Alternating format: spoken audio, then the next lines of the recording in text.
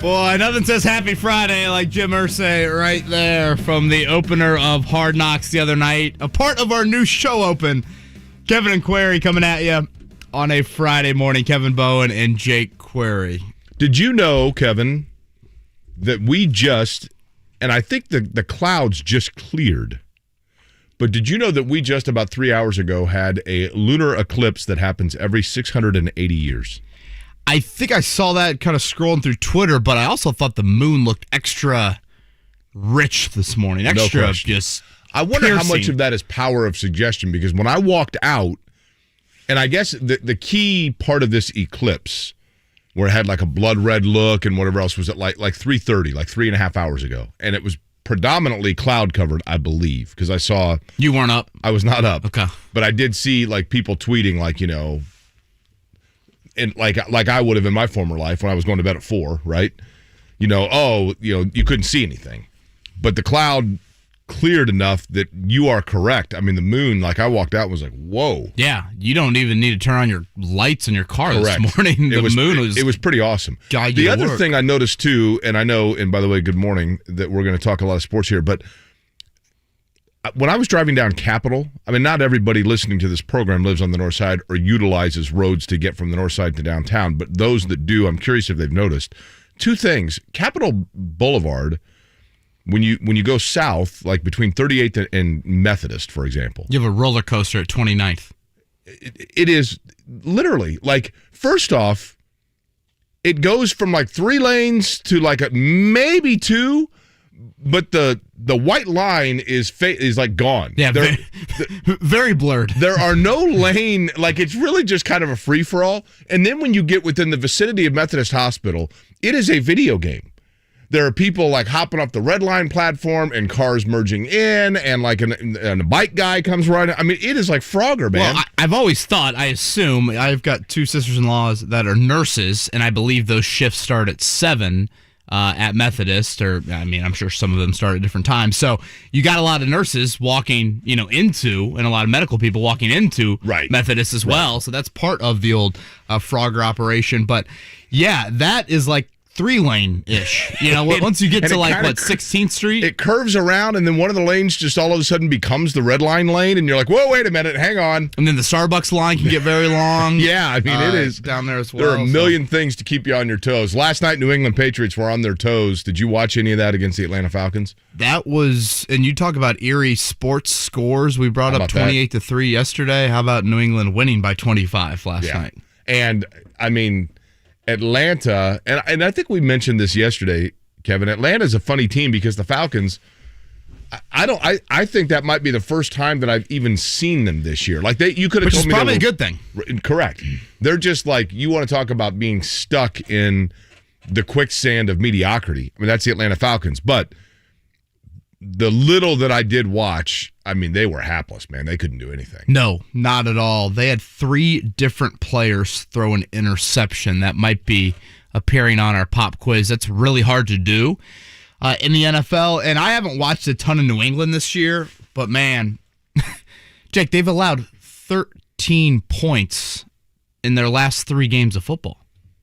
Yeah. I don't. You could play Jacksonville for 3 straight weeks. You could play the Texans for 3 straight weeks, and that is damn impressive. And now all of a sudden, they're 7-4.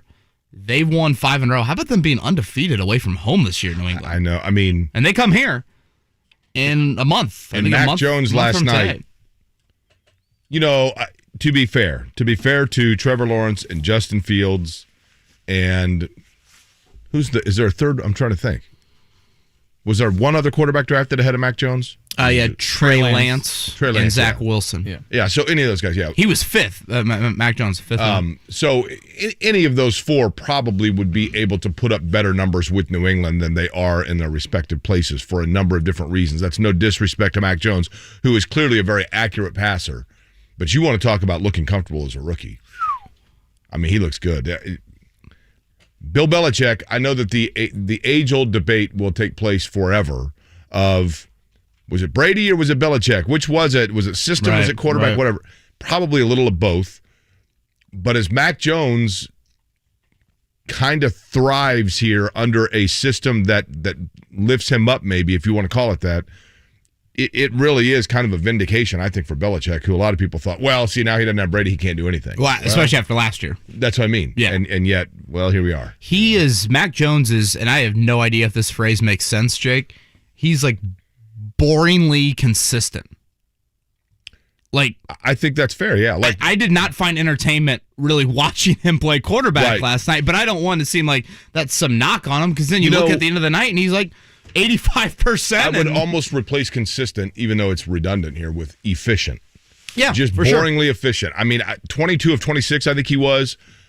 But again, you're not, you're talking dink and remember with Brady. Well, he's a dink and dunk guy. I mean, anybody can do that. Well, maybe that's true, but look, he looked good. They look good, and that suddenly I'm watching it thinking to myself, they're a playoff team for sure. Absolutely. And not only that, they are going to be a playoff game for the Colts in the regular season. Yeah, we've talked about this a lot. And again, Kevin Bowe and Jake Query here, 7 to 10 a.m. We'll have Greg Rakestraw at 8. Lara Overton going to join us at 9. Matt Taylor got on Hard Knocks and decided he was too big for this show. So hopefully that doesn't happen to anyone else, or Jake, I guess, next week.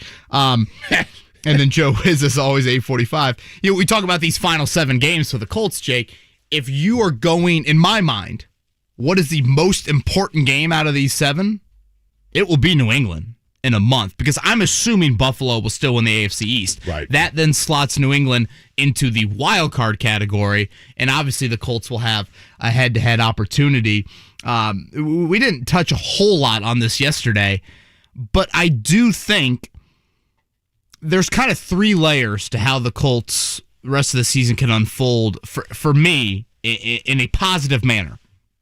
Obviously, the number 1 is you get on a run and you make the playoffs.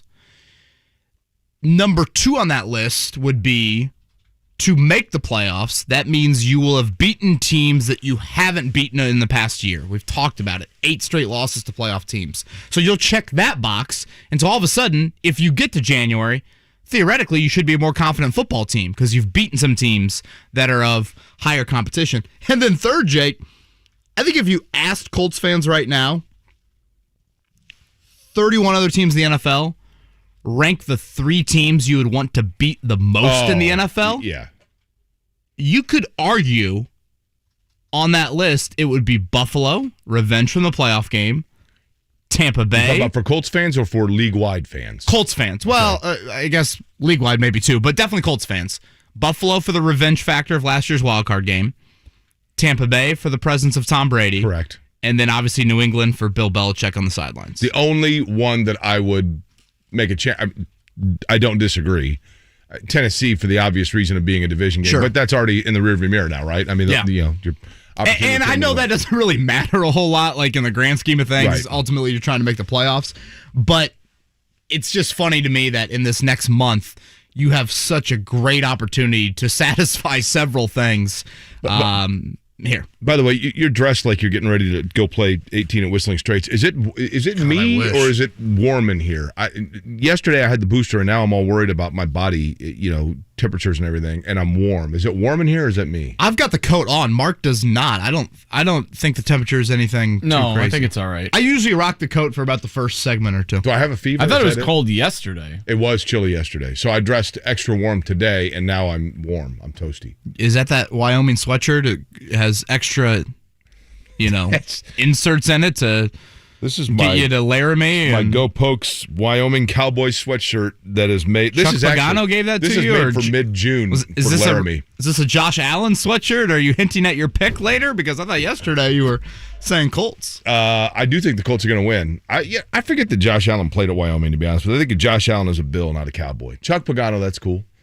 Finis Dimbo is more my Wyoming speed. You know what I mean? Dimbo, gosh. Do you have a big weekend lined up? Anything exciting? I do not. My wife is in Austin currently for her mother's 60th birthday, so I am full. Wait, so your in-laws live in Austin? No, they are traveling to Austin. They're on vacation. They just decided we're going to have our 60th birthday in Austin, Texas? My mother-in-law's always wanted to go there, yeah. Well, that's cool. Yeah. There's a bridge in Austin, Texas, where a bunch of bats live, and if you get there at the right time of day, they all come out at one time and fly. It's near the State House, and it's a big deal. Wow, that sounds... I'm talking like thousands. It's like Alfred Hitchcock level stuff. Yeah, that's eerie and creepy, and people go there and want to see that? Because it's like it's a thing, right? I don't think that is on their agenda. The entire city of Austin's under construction, literally the entire city, but great barbecue and great live music. Yeah, so I'm on heavy Rosie duty, and I mean that's really about it. What now? When you are on like Mr. Mom duty, so it's just the two of you guys hanging out? Correct. Yep. Okay, so and your in-laws are in Austin, right? Right. So for example, and your daughter's how old? 17 months. So now is she running the house by herself right now? She is not. My mother. She got friends over? My mom and dad have a holdover till about 10:15. When you, as Mr. Mom, are in charge, what are you cooking for like dinner? So we will go. I mean, she's 17 that's a great question. Months, we're gonna warm up a hot dog. I grilled some chicken earlier in the week. She loves chicken. We'll rock that again.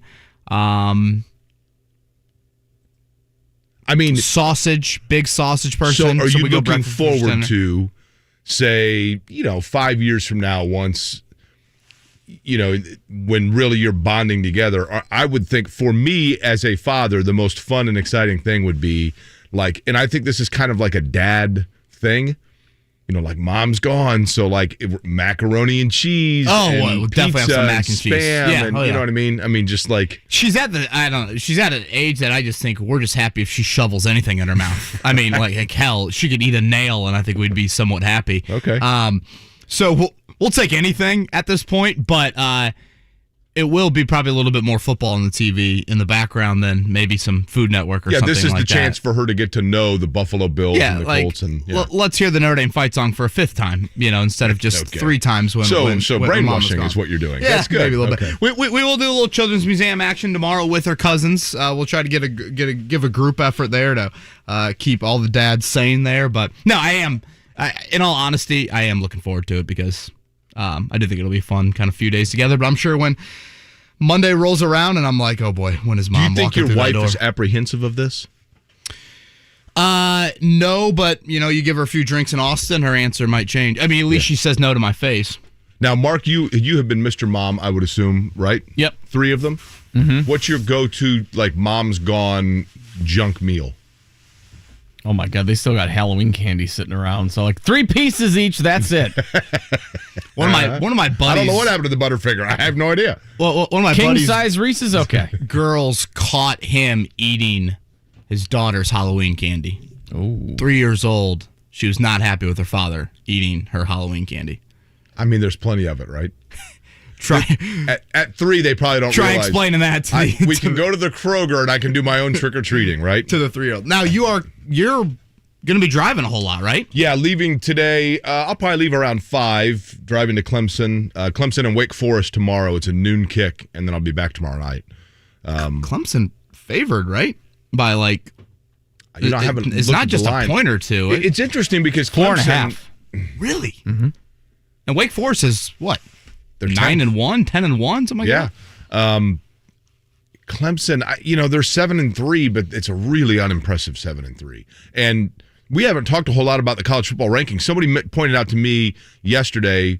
My buddy Chris, who's a big Cincinnati fan, was like, "See, look, Cincinnati has probably the most impressive or one of the most impressive wins on their resume of any of the teams that are in the top 10 in the college football playoff rankings." Without a doubt. But the thing is, Kevin, and that probably is true, the thing that hurts Cincinnati is that you name the team that's in the mix.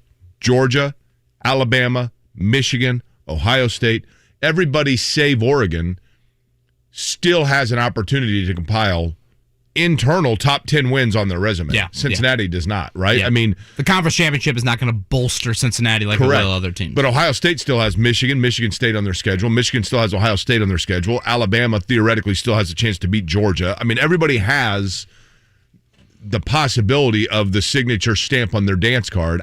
Cincinnati has already spent theirs. And that's the challenge. That's the problem for Cincinnati. Now, if Cincinnati goes unbeaten and is left out, then I can see where people are going to have the like, listen, this is a team that is not only unbeaten, but they have a win over a top probably by then 8-team on the road. What more does a non-power conference team need to do? And like what Cincinnati had that a lot of teams that are in the non-power 5 category usually don't have, they had the preseason momentum. Correct. Like they were ranked high coming into the year. They did not just come out of nowhere. They had the impressive season last year. That's so critical. It sucks, but it's so critical for them to have that. I still think we're going to get some chaos, Jake. Like I really don't. I honestly think I am not a biased Notre Dame fan in front of this mic in that I sit here and I'm like, hey, I think Notre Dame's got a great chance because, I'm wearing, this Irish rugby shirt and, Rosie's going to hear the fight song more than she's going to hear Wheels on the Bus over the next 4 or 5 days.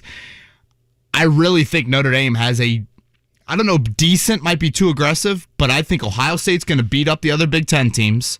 I see Oregon losing one of these to Utah. Oregon is going to lose to Utah. And they're going to face them twice. They're going to face them Saturday night at Utah, then again the Pac-12 title.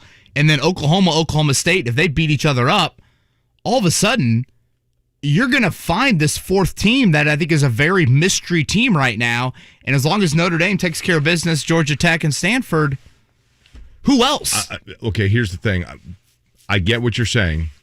I strongly disagree because when you talk about the beating up, for example, we can do this fairly quickly. Georgia.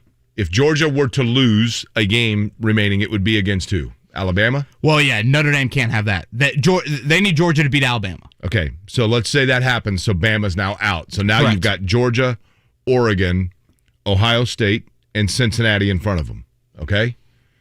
Ohio State, if they were to lose to Michigan... Well, then Ohio State's out. Then Ohio State's out, but that puts Michigan in. Michigan's in front of Notre Dame. So now you have Georgia, you have Oregon, you have Michigan, and you have Cincinnati. If Oregon were to lose... Okay, then that puts you at, you would need Oregon to lose and you would need Georgia to beat Alabama. Now you're starting to get into play, but now you've got Michigan State lurking. But Michigan State wouldn't even get to their conference championship game. I have Michigan State losing to Ohio State this weekend, so then Michigan State would be out. But that becomes the other play of what if Michigan State beats Ohio State? Then Michigan State is still in play and Ohio State is out. They're just, that unfortunately, to me, that logjam of 3 Big Ten teams right there makes it really challenging. But I don't see one of those Big Ten teams getting in because they're all in the same division. No, I don't disagree with you, but what I'm saying is that is a guaranteed spot. The Big Ten has a guaranteed spot. Big Ten guaranteed spot, SEC guaranteed spot. There's 2. So then I look at it as Oregon, Oklahoma, Cincinnati, Notre Dame. Those 4 teams for 2 spots. Wake Forest? 1 loss ACC with how down of a year that's been. I don't disagree. I can't go there. And their loss was to North Carolina, who's terrible. Who Notre Dame beat.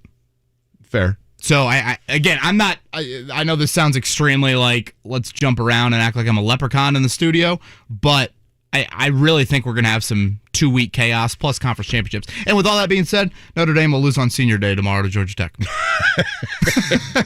But you'll play the fight song at 6 exactly, time. Right. Stand up and honor the seniors, Rosie. We're going to jump around and come back with a Big O Tire Sports Center update.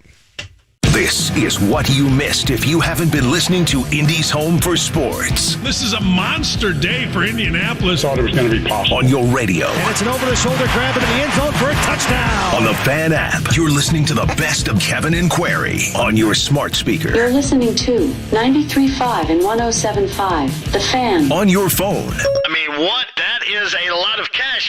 I guess you're all out of excuses. Listen anytime you want. Just listen to that. To the Fan. UPS is hiring seasonal and part-time warehouse workers, personal vehicle drivers, and driver helpers near you, offering up to $28.50 an hour. Apply now at upsjobs.com/shift. Join 93.5, 107.5 The Fan after the Pacers game Monday night for Inside IU Basketball with Coach Mike Woodson.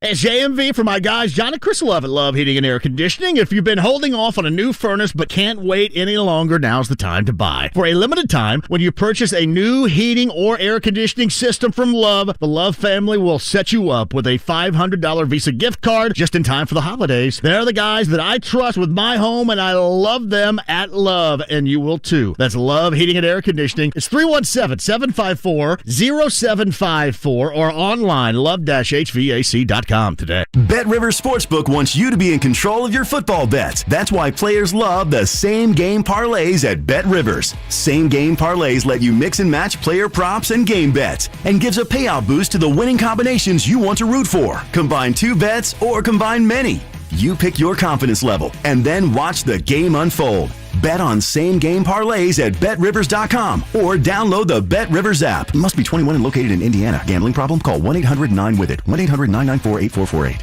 Alexa, set the smoke setting on my Traeger grill to super smoke. Pat Sullivan here from Sullivan Hardware and Garden and Allisonville Home and Garden by Sullivan. Imagine controlling your Traeger grill by your smartphone or virtual assistant. Your holiday cookout just got a whole lot cooler. Along with Traeger wood-fired grill smart features, use it to grill, smoke, bake, roast, braise, and barbecue. Plus, the hardwood pellets naturally enhance the flavor. And for a limited time, with purchase of your qualifying Traeger grill, receive a gift bundle including grill cover, 2 sauces, 3 rubs, a hat, and a holiday ornament. As a platinum dealer, Sullivan Hardware and Garden offers the widest selection of Traeger products, as well as service and support and cooking classes. Shop, play, experience. Christmas with Sullivan's. 71st and Keystone, 49th and Penn in Cicero, and Allisonville Home and Garden by Sullivan in Fishers. Payless has great deals for the holidays. You need some wine for Thanksgiving? Pick up some Prisoner's Red Blend, only $44.99 a bottle. Oyster Bay and Kendall Jackson Vintners Reserve Chardonnay are only $9.99 a bottle, and Berger White Zin's $2.99 a bottle. Mom Water is only $8.99 for the 4-pack, and that's keto-friendly. Plus, Crown ready-to-drink options are only $12.99 for the 4-pack. Be sure to follow Payless Liquors on social media for updates on great holiday events, or stop by one of their 26 locations online at PaylessLiquors.com. Don't pay more, get more, and pay less at Payless Liquors. My name is Taylor McLean, and my brother saved 5 lives. In 2016, when my brother, Hoosier race car driver Brian Clausen, tragically died in a racing accident, he became a hero because of his decision to be an organ donor. That decision has inspired countless others to do the same. All of it was such a story, and the way it all connected together, every layer of it. NASCAR champ Ryan Newman sat down with Indiana Donor Network and shared what inspired him to join the Driven to Save Lives movement. The reality was he did a great thing, but the chain of events and how it affected other people, I believe, made him a legend. Made him somebody special, even more special than just being a race car driver, than just being a friend or a family member. When you're giving like that, you become legendary. Join the movement and sign up as an organ donor at driventosavelives.org. Fall in Indy.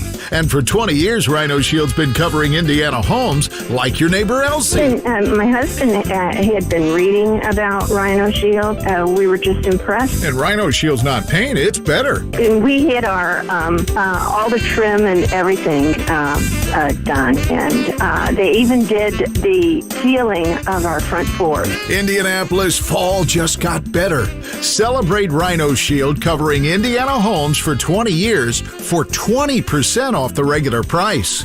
Oh my, it looks brand new. Saves us painting, and we get compliments even today about how nice it looks and everything. Here's owner Shane Smith. This offer is limited, so call me at 888-RHINO-41. That's 888-RHINO-41. Don't paint. Don't vinyl. Go Rhino. Don't paint.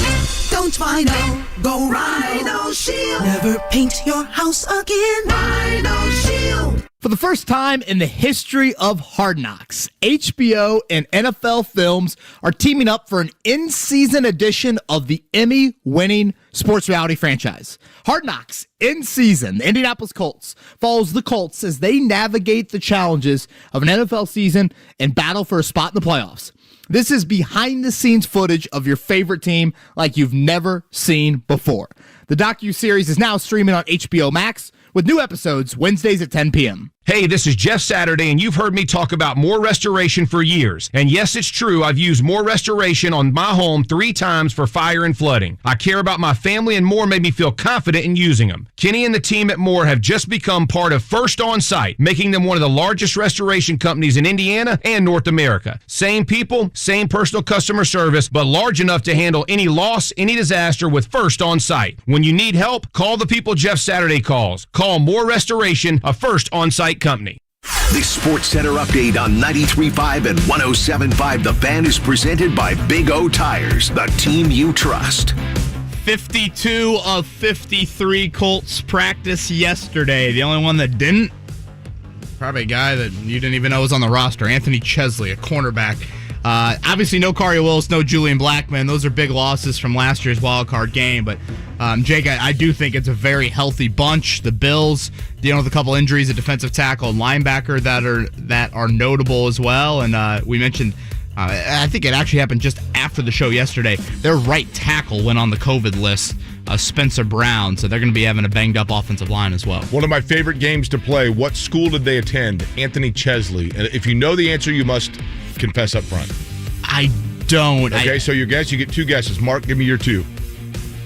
I'm going to go with, by the way, California and Towson State. Those are my 2 guesses. Mark, go ahead. I'll say Wright State and okay, do they have football at Wright State? I don't know. I think it's somewhere in the southeast. I'll go Florida. Florida A&M and Florida A&M, okay. Yeah, Florida A&M and Charleston.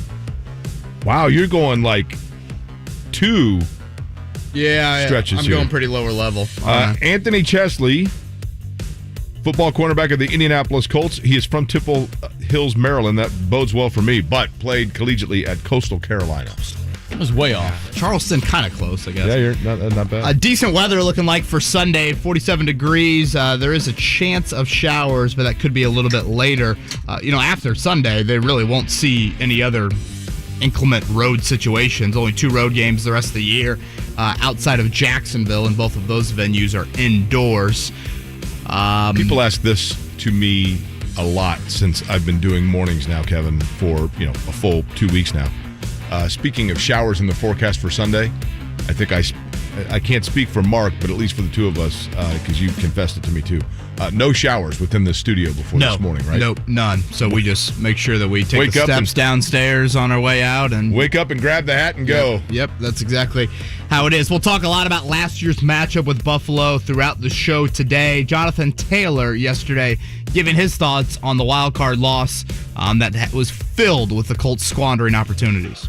That was, kind of that off-season fuel, and that's what you use it for. And then once you roll into camp, you start re-gearing your mind, preparing for, your first preseason game and then the next one, and then you go into the regular season. But using that as fuel to be able to train, to mentally, physically in the off-season in order to be better in this season. One more road game for the Pacers before they are at home for 10 of 12. Tonight in Charlotte, our coverage begins at 6:30. They'll then have a back-to-back tomorrow night. That is against the lowly Pelicans at 6:30. Again, our coverage. That's over at Gainbridge Fieldhouse. It's a rematch of the season opener, Jake, where the Pacers just blew a lead. Third quarter, they scored 13 points in Charlotte. Still almost won the game, but LaMelo Ball had 31 and 7 threes in that opener. For the Pacers, they've got to find some consistency of some sort. I think Rick Carlisle's got to figure out now who are his ride-with guys, who are guys that are not going to be regular rotational guys for him. They have an opportunity here with a lot of games coming up at home. It was a rough start in terms of their schedule as well, but they've got to find fourth quarter consistency. I mean, just being able to close out games is what is holding them back right now. Chris Duarte still questionable. He had 27 in this first matchup against Charlotte. Looking at next week, they are back at home, as we said, although the schedule is not necessarily a cakewalk. The Bulls on Monday, one of the surprise teams in the league this year, Lakers, Raptors, and Bucks. Those are the 4 games all at home. What's the origin of cakewalk? What does that mean exactly? Was there a time where some baker had to walk a cake through the village and it was really easy, or does it mean like walking looking for cakes? This is where usually you tell us this stuff. I don't know if you want to know where it came from. Oh, God. It's got a dark... Is it on fever.com? No. Oh, this is do we all need a shower after this? Yeah, Maybe. That First off, I'm amazed how quickly you looked that up. Yeah, gosh. The cakewalk was a pre-Civil War dance originally performed by slaves on plantation grounds. The uniquely American dance was first known as the prize walk. The prize was an elaborately decorated cake. Well, then it sounds like we probably should use the I was going to say. That went down a rabbit hole I wasn't expecting. That needs to probably go out of my apologies. brain. I guess thank you for that, Mark. Yeah. The more you know. There for saying that. Moving over to college basketball in the awkward transition here. Wow. Purdue, they're going to get challenged That here. doesn't sound easy at all, right? That sounds like the opposite. Yeah, that is probably accurate as well. Okay. Yeah, I have no idea how that saying became in sports phraseology. Purdue's got North Carolina tomorrow in the Hall of Fame Classic. That is a 4:00 tip. And then they're going to face, again, the winner or loser of Villanova, Tennessee on Sunday. Jake, I think it's just a great, great challenge for Purdue. This, you see these four teams together and back-to-back days. It's kind of a Sweet 16, Elite 8 weekend feel. Definitely has that feel. And listen, Purdue has just a vibe around it right now where, with the way they play, their depth, everybody buying in. It's a long season, no question about it. But right now, it just has this feel like you don't see anybody on the schedule that, certainly some teams are going to give them some challenge, but if they play their game, man, they're going to have a chance in every game they play. Unfortunate news from Bloomington. Trey Galloway, broken wrist. Not season ending, though, for the Culver product in his sophomore year, but he is going to miss some time. IU's got Louisiana Lafayette. I think they now just go by Louisiana, actually. They've got them this weekend. I saw there was the play in which Trey Galloway was injured. There was a lot of debate over whether or not it was a flagrant foul. And I saw a lot of people saying, see, he's injured, so now that's all you need to know about whether or not it was a flagrant foul. I didn't think it should have been an ejection. Yeah, and in addition to that, while it is obviously unfortunate what happened to the player, it doesn't, the result of that shouldn't weigh into the penalty of the foul itself. Does that make sense what I'm saying? Like, you don't wait a day and then go, okay, well, obviously. In other words, a roughing the passer penalty that knocks the quarterback out of the game or just, whatever, sends him out for a play. Yeah, I mean, there's a difference between intention and, incidental contact and aggressive contact, et cetera, et cetera. I don't think that you retroactively go back and go, see, there's proof positive because the player was hurt from it. That's like in hockey where there's a penalty and then there's an even stiffer penalty if there's blood. Well, there's blood, so now you do 10 minutes now. Yeah, let me tell you something. I was on the blood thinners I still am. Nobody would have wanted to play hockey with me because you come within 6 feet of me. You'd be drawing a lot of penalties. The guy's bleeding. Call an ambulance. Suspended for a week. Get the Zamboni out here. Butler's got the weekend off. They have Maui next week. Bryce Enzi got hurt the other night against Michigan State. Torn labrum for him. No timetable on his return. We'll pick the college football games a little bit later as well. Greg Rakestraw in a half hour. We'll talk some semi-state action with him. One other note in the world of sports last night.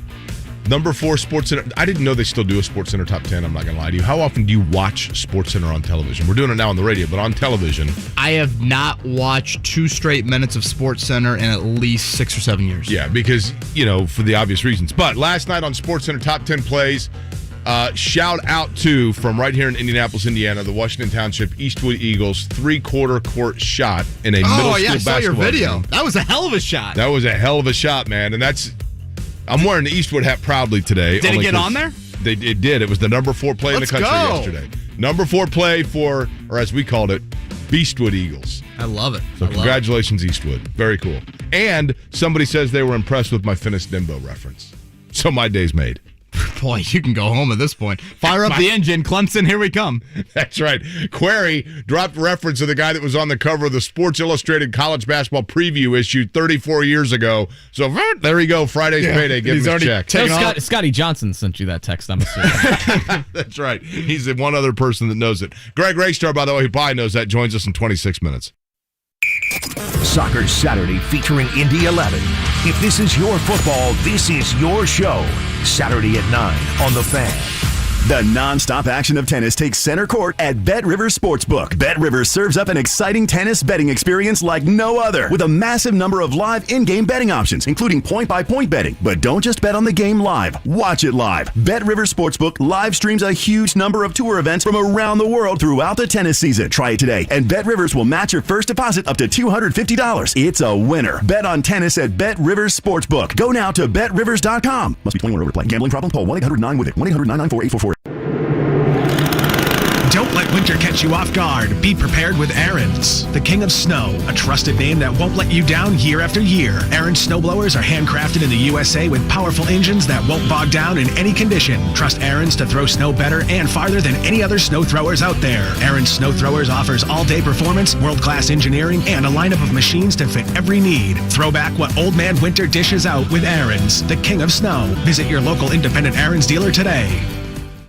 This holiday at Metro by T-Mobile, the big 5G upgrade just got better because now Metro has the largest selection of free 5G phones in prepaid, like the Samsung Galaxy 5G. And Metro gives you one line of unlimited 5G data for just $25 a month with 5G included at no extra cost. So you'll be able to stream, snap, upload, and share the holiday cheer all season. Ring in the holidays with the big 5G upgrade from Metro. Get unlimited 5G and a brand new 5G phone when you switch and trade in. More choices on free 5G phones, more savings, and more 5G coverage at no extra cost. All with the power of the T-Mobile 5G network. That's how you get more for the holidays. Only at Metro. After 24 months, $25 price may increase. Limited time in store only. No tethering. Unlimited on network only. Required port from eligible carrier of congested data users greater than 35 gigabytes per month. Notice lower speeds, and Metro customers notice lower speeds versus T-Mobile due to deprioritization. Video at 480p. See store for details. Terry Stacy for your American Standard Heating Game Day Weather Forecast, brought to you by Reinhardt Heating and Cooling in Danville. High school football semi-state games this weekend, one win away from state. Mid-30s and clear across Indiana. And good luck to our local teams: Lutheran, Cecina, Brebeuf, Tri-West, Mount Vernon, Cathedral, Zionsville, Ben Davis, Center Grove, and Westfield. Purdue looks to get back on the winning track when they play Northwestern at the home of the Cubs, Wrigley Field, this Saturday, mid-40s and partly sunny. Number 8 Notre Dame hosts Georgia Tech Saturday afternoon, mid-40s and partly sunny. Indiana hosts Minnesota Saturday afternoon. Look for cloudy skies and low 50s in Bloomington. Our boys in blue travel to Buffalo Sunday for a rematch of last year's playoffs. No snow like a few years ago, but rain is in the forecast and temps in the middle 40s. This has been your American Standard Heating Game Day Weather Forecast, brought to you by Reinhardt Heating and Cooling in Danville, your trusted local American Standard heating and air conditioning dealer. Here's what's happening with the Fan. Think you have the best sports trivia knowledge? Listen to Kevin and Query from 7 to 10 a.m. and call into the pop quiz for your chance at a Jiffy Lube prize pack. And check out 1075thefan.com to sign up for the 2021 Drumstick Dash presented by Wheeler Mission on Thanksgiving Day to support Wheeler Mission's great cause. For more info, click on 1075thefan.com. Believe the Colts still have a run in them? Well, now is the time to pounce on those favorable odds. And remember, you can cash in without necessarily the Colts reaching that pinnacle. Luke Pergandy, owner of PropSwap, is with us now. And Luke, while the Colts, fall into this group, there anyone that is believing that a certain team will get hot down the stretch, now is the time to go ahead and buy that playoff division Super Bowl ticket. And if they start to win some games, then you've got a winning ticket available to sell. Yeah, much more value available on the Colts than betting on, Tampa Bay or Buffalo right now. Both those two teams are about 5-1 odds. There's just not much value there with 7 games left to go in the regular season. They haven't sniffed the playoffs yet, so tons more value on the Colts. And again, not necessarily saying this team's going to win it all, but if they go from 80-1 down to 20-1, right, in a 3 or 4 game stretch, you're making 4 times your money. Get rid of it, move on to the next sports bet. And I know we saw the Cy Young Award announced last night. Robbie Ray in the AL. Tell us a little bit about his odds. Yeah, just yet again, long shots paying off. He was 200-1 odds to win the AL Cy Young. That cashed. And then even on the other side, Corbin Burns. Corbin Burns was one of the worst pitchers in baseball 2 years ago. He goes ahead and wins the Cy Young for the NL, the Milwaukee Brewers. it's just crazy long shots, whether it's Heisman Trophy with C.J. Stroud this year, whether it's MVP, Patrick Mahomes is 80-1, now he's 10-1. Like, these awards, these player awards, can pay off huge for gamblers. Huge. And again, start of the year, enticing odds as the year moves along. Odds are always fluctuating, so there's various times where you can buy and sell. If you're looking for better odds than what your sportsbook is offering, look no further. PropSwap is your answer. It's a way to win bigger at sports betting, and there's never been a better time to join. Use the promo code FREE100 to receive a 100% deposit bonus up to $100. Check out PropSwap.com or download the free PropSwap app today. It's championship weekend at Marian University. The Knights take on Southwestern College in the first round of NAIA football playoffs at 1:05 p.m. Then stick around for a women's volleyball playoff at 6. It's all happening this Saturday only at Marian University. Go Knights!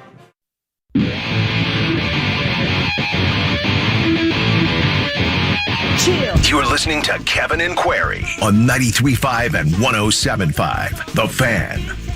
Good Friday morning to you. Looks like another nice morning here. Hopefully, no precipitation tonight for semi-state action. 24 teams left in the respective 6 classes. I guess 6 classes in total, I should say. So 24 teams left. We'll have Greg Rakestraw on in about 20 minutes to chat about that. I'm all in on Tri. You like Tri? Sure. Tri or Tri West? Tri. Okay, so just TRI. I believe they are the class all in 1A program just south of Newcastle. My dad tells me Query's one time lived near the town that Tri is in, so I'm all in. There you go. My mom taught over in Rushville for a while. I think that's kind of near Tri. You know the one thing that you always get when Tri takes the field, one thing you know you're going to get? Oh, gosh. Honestly. Effort. That is correct. That was one of your worst ones of the week, I think. Hey, I'm trying to finish strong. I think the here, booster's right? starting to get to you, honestly. That's right. I'm Kevin Bowe with Jake Query, 317-239-1070 if you want to join the conversation. Obviously, a huge one Sunday from Western New York. A rematch of last year's wild card loss, 27-24. Jake, the Colts dominated might be too kind of big of a word to use, but man, they controlled that game in so many different facets. I think it gives you hope for Sunday because Buffalo is such a similar team from last year, but at the same time, it also brings up a lot of frustration from how last year ended. Well, it's interesting because I think the Colts, would you agree with this, Kevin? I mean, at this point, maybe by record, they are not a tick above where they were a year ago, but I feel like they are a better team than they were a year ago. I mean, to your point, they're healthy now, right? They're probably as healthy as they've been all year. And I do think that they have a different element offensively with Carson Wentz. I mean, obviously you've got to limit and make sure that you take care of the football and limit your turnovers, but I don't know why, man. Every year the Colts have a game or two where they go on the road, whether it's in a prime time or a raucous environment or a big situation, and they exceed expectation. You're like, whoa, here we go.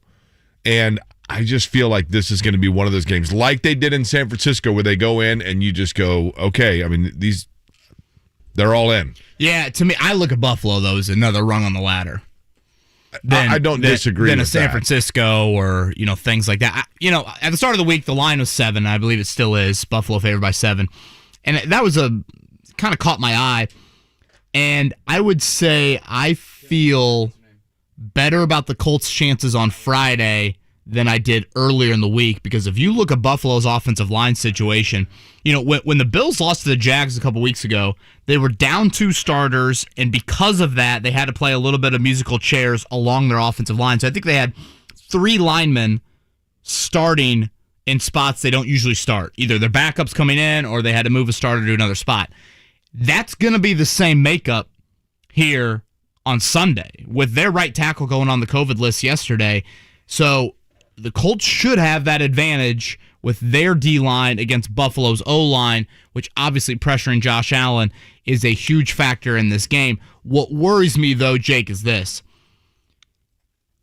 We haven't, and I think it's been more of the opponent, we haven't seen the loss of Julian Blackmon, Kari Willis show up on a grand stage yet. I'm worried Sunday is that stage. Because remember, last year in the wildcard game, they were in the lineup. Xavier Rhodes was playing at a high level. That's not the case here. Sunday. The other thing, too, that gives you, I guess, some pause, if you wanted to foreshadow, Trevor Lawrence against the Colts, if there was anything that Jacksonville was able to do, and there was not a lot they were able to do, but if there's one thing that Trevor Lawrence and Jacksonville was able to do was get Lawrence running a little bit, in design run plays and loosen the defense a little bit via his legs. Now, Jacksonville doesn't have... They were not able to capitalize on that. Yeah, they don't have Stephon Diggs making plays down the field. Buffalo has a quarterback that can not only take advantage of that, and Josh Allen can do design runs and get out, and he is a great athlete, but he can also, you got to be kept honest, right, with that balance of him, because he might be right now, if I said Josh Allen was John Elway-esque in his ability to be multi-threat, is that like hyperbolic at this point? I mean, I don't know. I think he's as good an athlete as you find at quarterback. I think he's as talented of a quarterback as any in the NFL.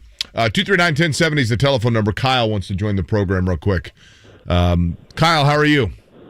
Good. Hey, so Tri-High is in a town really remotely called Louisville. And Indiana Basketball Hall of Fame inductee Marion Pierce is from Louisville. Oh, that's right. You mentioned that earlier this week, right? We had an email earlier this week. Henry County, is that correct?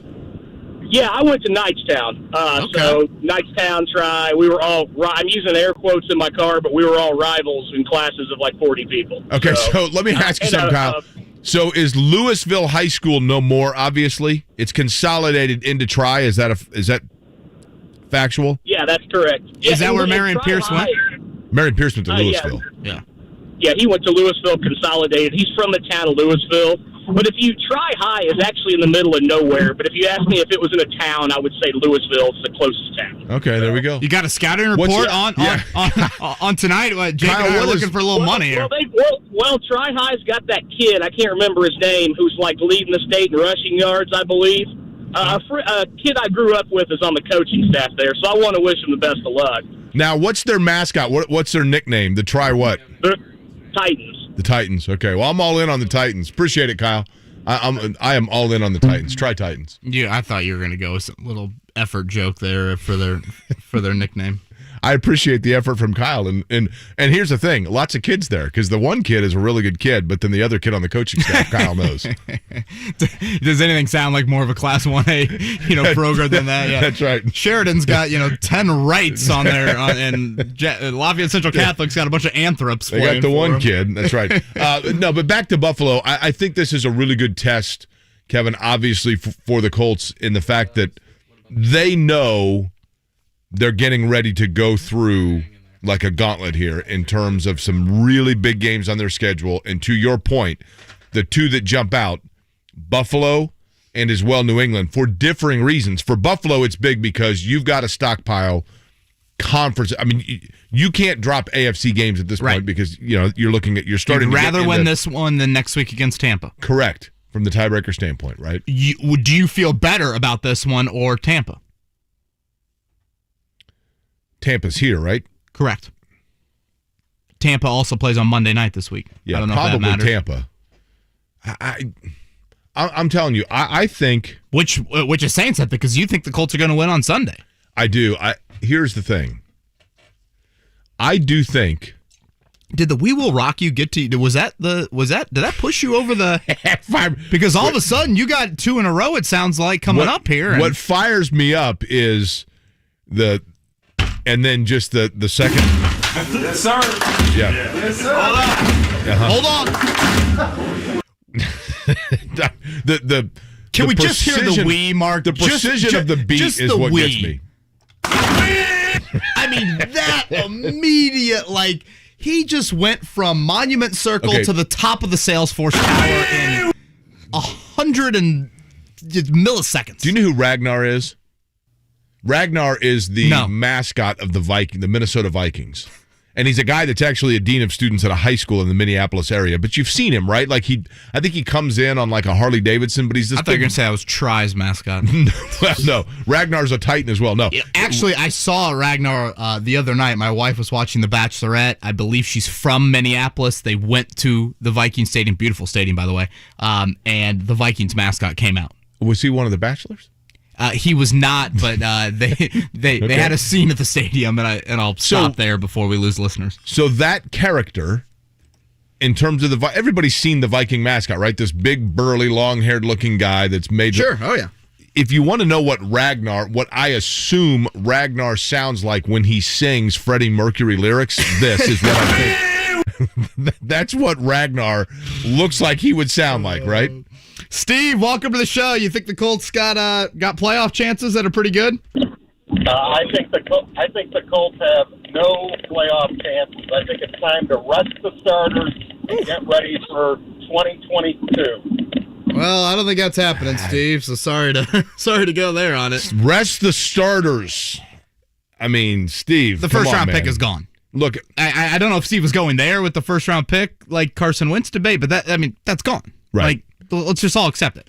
At the beginning of the show, I was talking about driving down Capitol from the north side and how at about 3200 north on Capitol, it's kind of tough to tell based on cars that are parked on the side and what looks like the blurred or faded white line in the middle.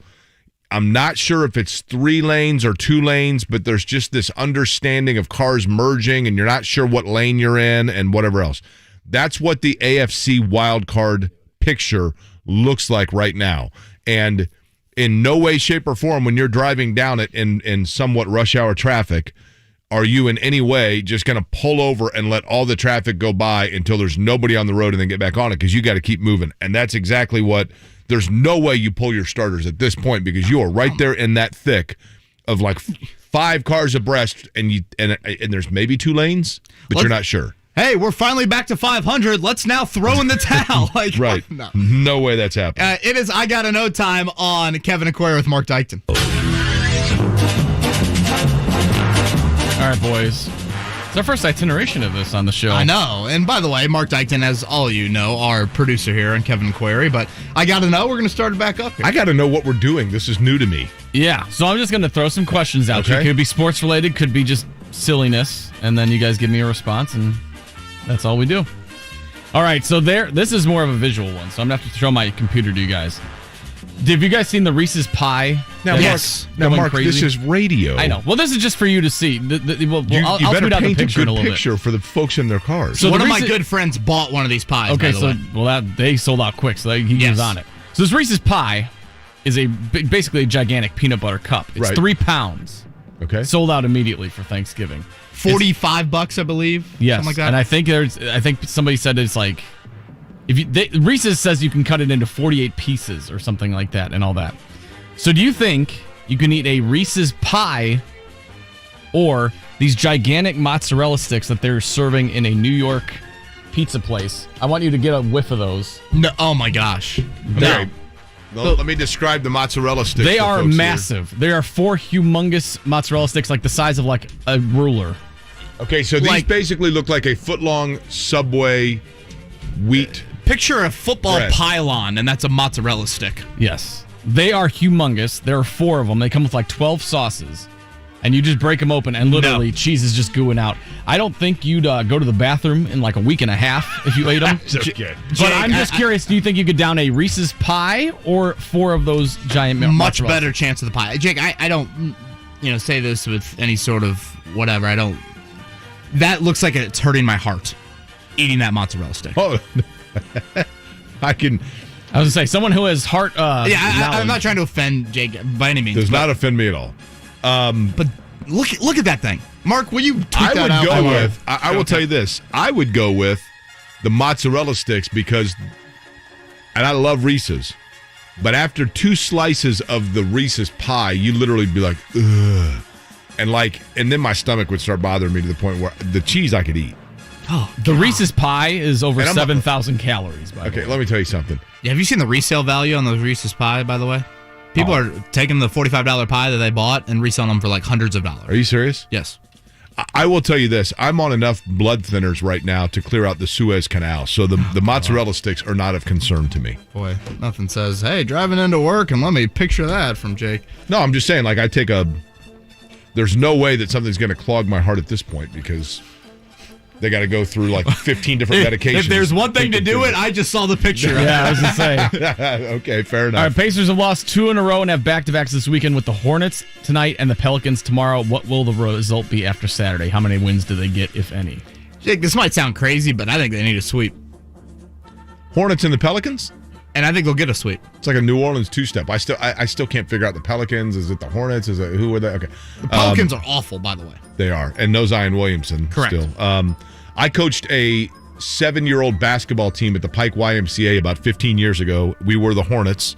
And on defense, I had them buzzing. They would literally on defense go Hornets, buzz, and then they all buzz. Pray for those parents that were in the stands. Let me tell you, I had them running a box and one. My man Elijah White was the defensive player of the year. Do you think they're going to 2-0, 1-1, 0-2? What? Are you getting me back on track? 2-0. They will. They should win. They need to go 2-0, and I'll say they go 2-0. 2.5 point underdog tonight. The Pacers on the road. I mean, look, whenever you lose a game that you were like, man, you had to have that, like Detroit, you got to make up for it somewhere by getting one that you didn't think you'd get. I'm not saying that getting one over Charlotte is like a big coup, but I will say they go 2-0. Who do you think the Hornets' leading scorer is? Ball. I would have guessed Ball or Gordon Hayward. It's actually Miles Bridges this year. Yeah, that doesn't surprise me. He's definitely moved forward a step in the last year. And he's also kind of multidimensional. By the way, speaking of the Pacers, the brawl 17 years ago today. Yep. Really? Hornets have some impressive wins, too. They knocked off the Knicks, and they knocked off the Warriors and the Wizards. The Hornets are surprisingly competent, yes. They've won 4 in a row. They've been so like, we win 3, we lose 4. We win 4, something like that. So what are they? They're like right around 500. Yeah. I believe. All right, last one. Today's National Play Monopoly Day. Have you ever completed an actual full game of Monopoly? I don't think anyone has. No, I mean, it's been years since we even got to a point where it's like, we're going to finish this. Here we are. We're going to do it. And then we didn't do it. Which piece were you? I was always the race car for obvious reasons. Race car. I think that's where I went. The thimble was kind of cool too, though. Right? With the Boy, little I haven't dog. played Monopoly in years. The iron. There's a boot. Isn't there a boot? There's a boot, and I think there's a dog. Yeah, the dog. The little. Do little they still Toto. do the McDonald's Monopoly? Oh, have you not seen the Netflix on that? It's all a scam. Yeah, it was all Really? a big ripoff. That was a great series. Two by the guys way. in Jersey, I think it was, and one of them's like, he kept the boardwalk piece, and it was all a scam. It was all an act. God, that's genius. It was and sickening. I forget what that series was called, but it was really interesting. Should have been called Unhappy Meal, right? That's right. It was impressive, though. Yeah. I don't know. Those guys, did they go to jail? I imagine they did, so. and they did not collect $200 or pass Oh, go. my God. What are we doing next, Kevin? We're putting a bow on this thing, I can tell you that We're much. an hour in, and Jake is literally just, again, I was hoping you'd start the drive to Clemson about 8 o'clock. I've already checked. We've got Rakestraw joining us next. Come on. All right. It's Kevin and Query, excuse me. This is a sports town. You're a guy. Or gal. So 1075thefan.com is your website. From the Colts to the Pacers, from IndyCar to Indy High School sports, plus coaches' interviews, event info, free stuff, and beer. There's no beer. My bad. Plus blogs and podcasts from Kevin and Query, Dan Dockich, and JMV. And you can always listen to us live from anywhere on planet Earth. 24 hours a day. All at 1075thefan.com. UPS is hiring seasonal and part-time warehouse workers, personal vehicle drivers, and driver helpers near you, offering up to $28.50 an hour. Apply now at upsjobs.com/shift. SportsCenter updates on the Fan are brought to you by Big O Tires. Black Friday savings are here. Buy 3, get 1 free on Mesa Tires. Save $100 instantly on Cooper Tires and $140 instantly on Michelin Tires. Big O Tires, the team you trust. Hubler has certified service and maintenance for the life of your vehicle. Get everyday value pricing on service and parts and schedule an appointment with ease at drivehubler.com. If it's after lunch, I probably wouldn't have fed him to the Titans. I get a little ornery when I'm hungry, and timing is everything, people. That's why my Sportsbook app has live in-game betting for football. I don't care if the game has already started. If the time to make your move is in the second half, go for it. Caesar's got you. Caesar likes to move freely. That's why I'm partial to the total. Must be 21. If you or someone you know has a gambling problem and wants help, call 1-800-9-WITH-IT. A new season, a new QB, a new look.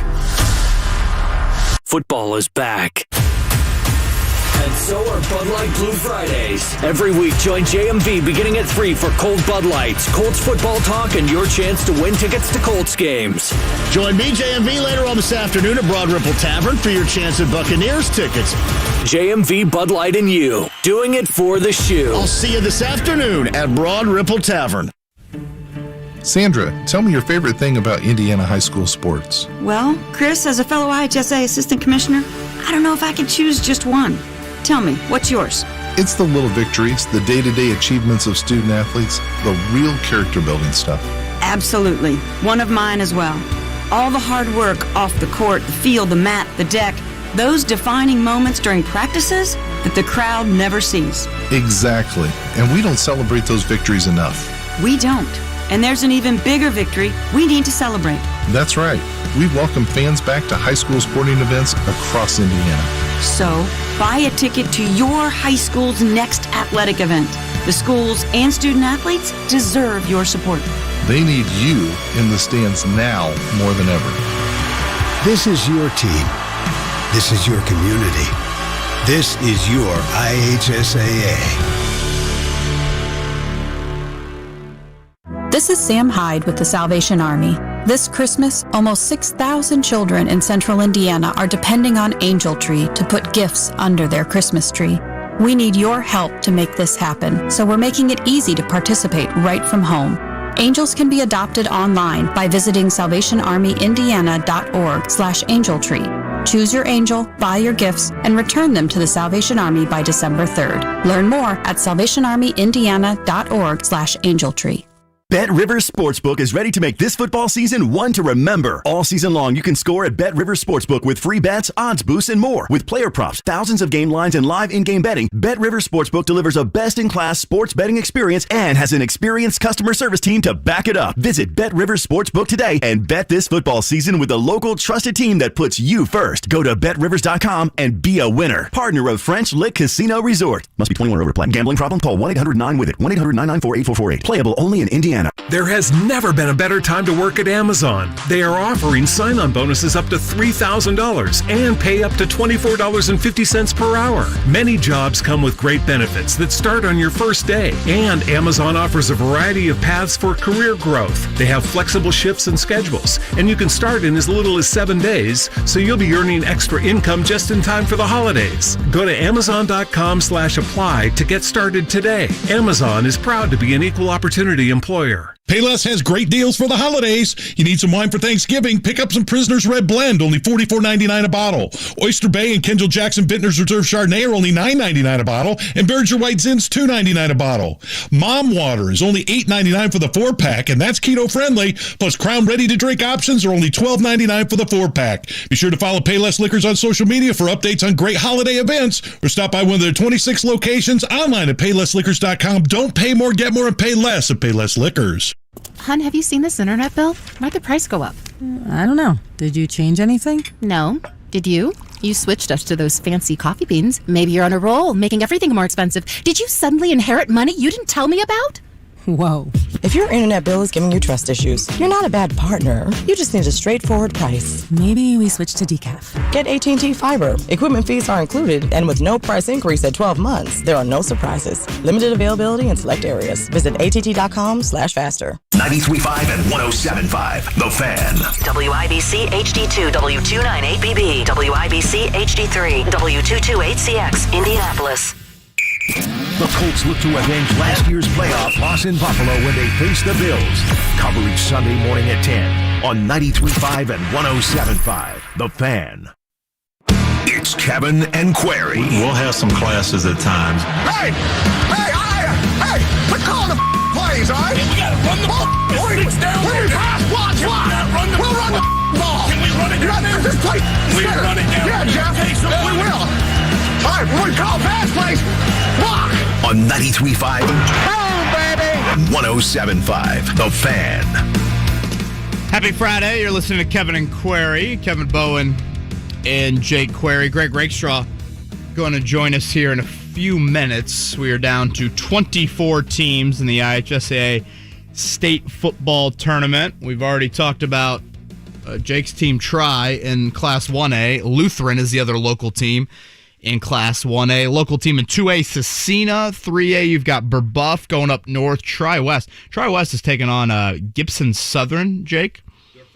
If I'm not mistaken, that's the southern part of Gibson County. Their quarterback is going to Purdue, Gibson Southern. So we'll have to ask Rake about if this is the next. The old cradle of quarterbacks, I don't really know if that's held true for Purdue here as of late. But how many of the cradle of quarterbacks can you name? Orton, Breeze. Does it go back to like Greasy and Danielson? Danielson's in there for sure. Jim Everett, Greasy. Lenny Dawson. Lynn Dawson. Bob Greasy. Some would say Mike Phipps would be in there. So probably Phipps, Danielson, and then Breeze for sure. Well, Breeze, absolutely. Breeze, from a professional standpoint, Breeze the best of any of them, unless you want to consider the fact that Greasy won and Greasy won 2 Super Bowls, obviously. But from a statistical standpoint, Breeze is the creme de la creme. I thought Kyle Orton actually was. It's some darn good teams. Yeah, he was an underappreciated. I mean, there are legendary things about Kyle Orton for sure, but I thought as a professional quarterback, he was a little underappreciated. Really? I mean, look, do you think like a Bears stigma? Well, in other words, I don't think that Kyle Orton was a guy that you were going to build around to win you a title, but I think Kyle Orton was like a less dignified Ryan Fitzpatrick. Like if you needed a guy for a season to kind of bridge you from A to B and not let the wheels come completely off, I thought he was a sufficient professional quarterback. Now, on the call Sunday for the Colts game, it will be Kevin Harlan and Trent Green. What was Trent Green's IU career like? Trent Green as an Indiana quarterback was a good player for certain. He was at the end of the Bill Mallory era in terms of the Bill Mallory era of he was really the quarterback of their last era of really good teams. But Trent Green also had Von Dunbar, who was a first-round pick that went to the Saints and got injured. But Dunbar was an electric player. Green had good, no doubt about it, good receivers as well. I think Rob Turner, he might have had for a year. So he was a good quarterback. He was athletic. Admittedly, though, Kevin, when he went to the Rams, I remember, first Trent Green started with Washington from an NFL standpoint in terms of getting reps. And it was like, oh, wow, okay, the IU guy, like he's getting a shot here. And then he went to the Rams and they gave him a ton of money. And, of course, he got hurt and Kurt Warner took over. And so, you know what happened from there. Right. But he was a solid college player. He had a nice arm and he was mobile. He was an athletic player. So where was he from? Trent Green is from St. Louis. From the St. Louis area, but not good player. Yeah. Von Dunbar was really good, though. Those teams were good. I mean, Indiana, matter of fact, Trent Green would have been their quarterback in their last bowl win, which would have been the Copper Bowl. They beat Baylor. I think it was 33-0 it would have been New Year's turning 1991 or 2, and that was their last bowl victory. The Copper Bowl is now the Inside.com Bowl. Yeah, so Gibson Southern. That's where. That's from the southern part of Gibson County. Correct. You said that earlier. So I guess for our listeners that joined us in the last 90 seconds, I'm sure they're glad that you clarified that. Mount Vernon had it, and that's Mount Vernon here in Indy, just to clarify with Jake. Big upset of Roncalli last week. They are the local rep in 4A. 5A, you've got Cathedral going down south. Cathedral against New Albany. That's Kevin Bowen against Lara Overton, Jake.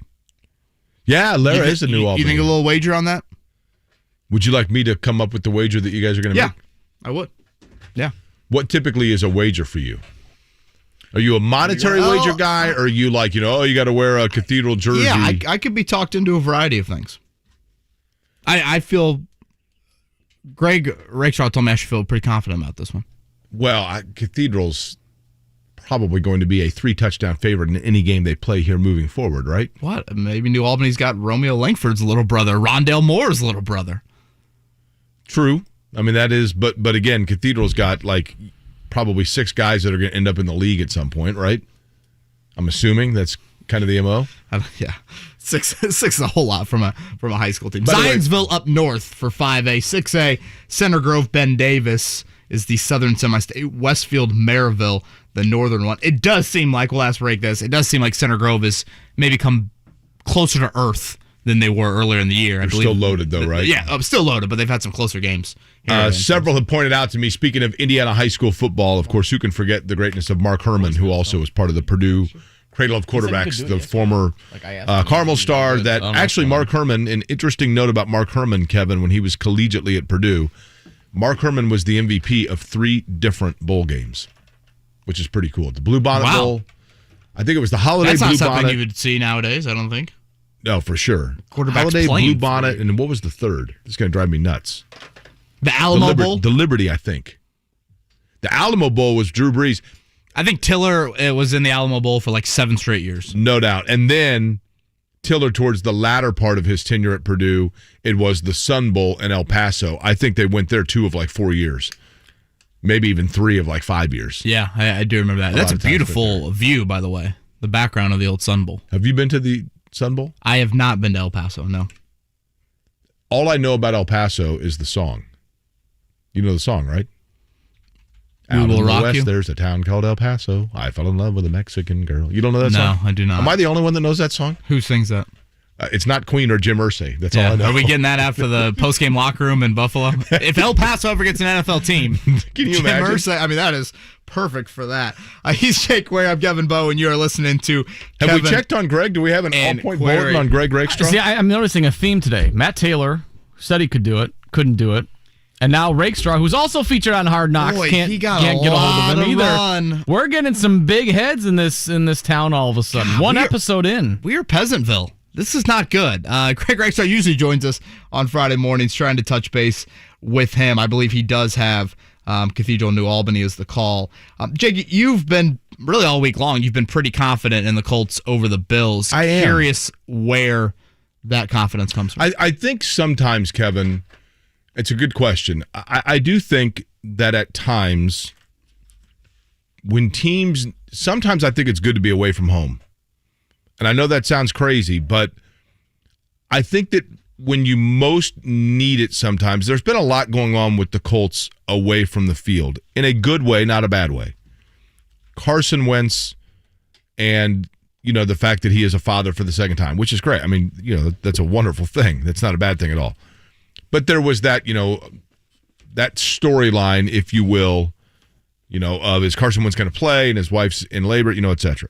The Hard Knocks, there was a lot of excitement about that, enthusiasm about that. People are talking about it around town. There's a lot of buzz about the Colts. I think sometimes when those things are taking place, everything from guys running into the gas station and people coming up like, oh, I saw you this.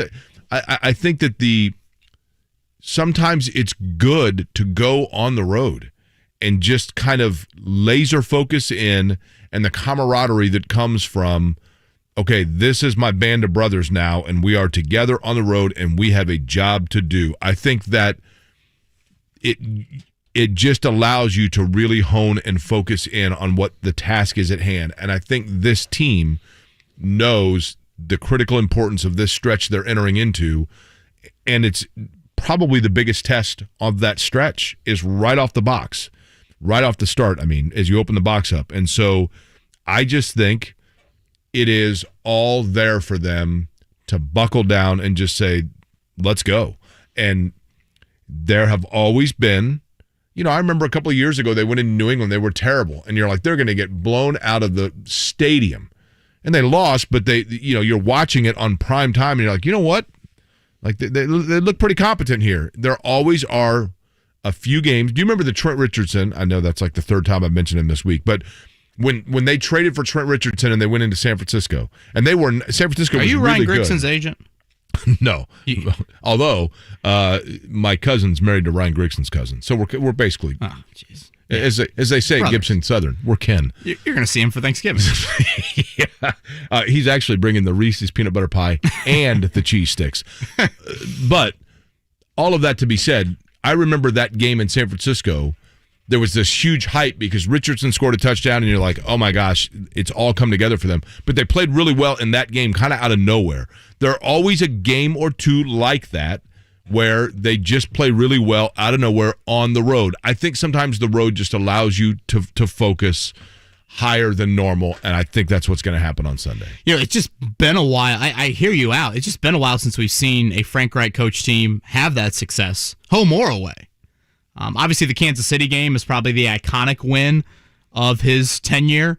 But again, they've lost 8 straight against playoff teams. Where I have hope for Sunday is this. I think unquestionably the Colts have an advantage on both sides of the ball in the trenches. Talked earlier about Buffalo's offensive line situation.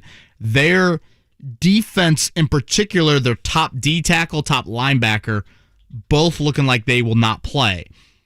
Theoretically, that should be a gold mine for Jonathan Taylor in running the football.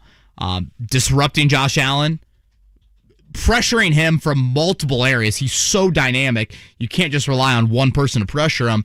That, I think, is a big advantage. Where I have worry comes back from the loss of Julian Blackmon and Kari Willis has not shown up yet. And I think that has more to do with the competition you've played so far and the dynamic of the offenses you've played so far. So you feel like you're playing with fire there, and that the law of averages dictates that's going to come into correct. play. And honestly, yes, the law of averages is probably one way to put it, or just the fact that it's the Jets and the Jags, and now it's the Bills. Right. That's fair. And I just don't think you've been tested there. Now, how do you counter that?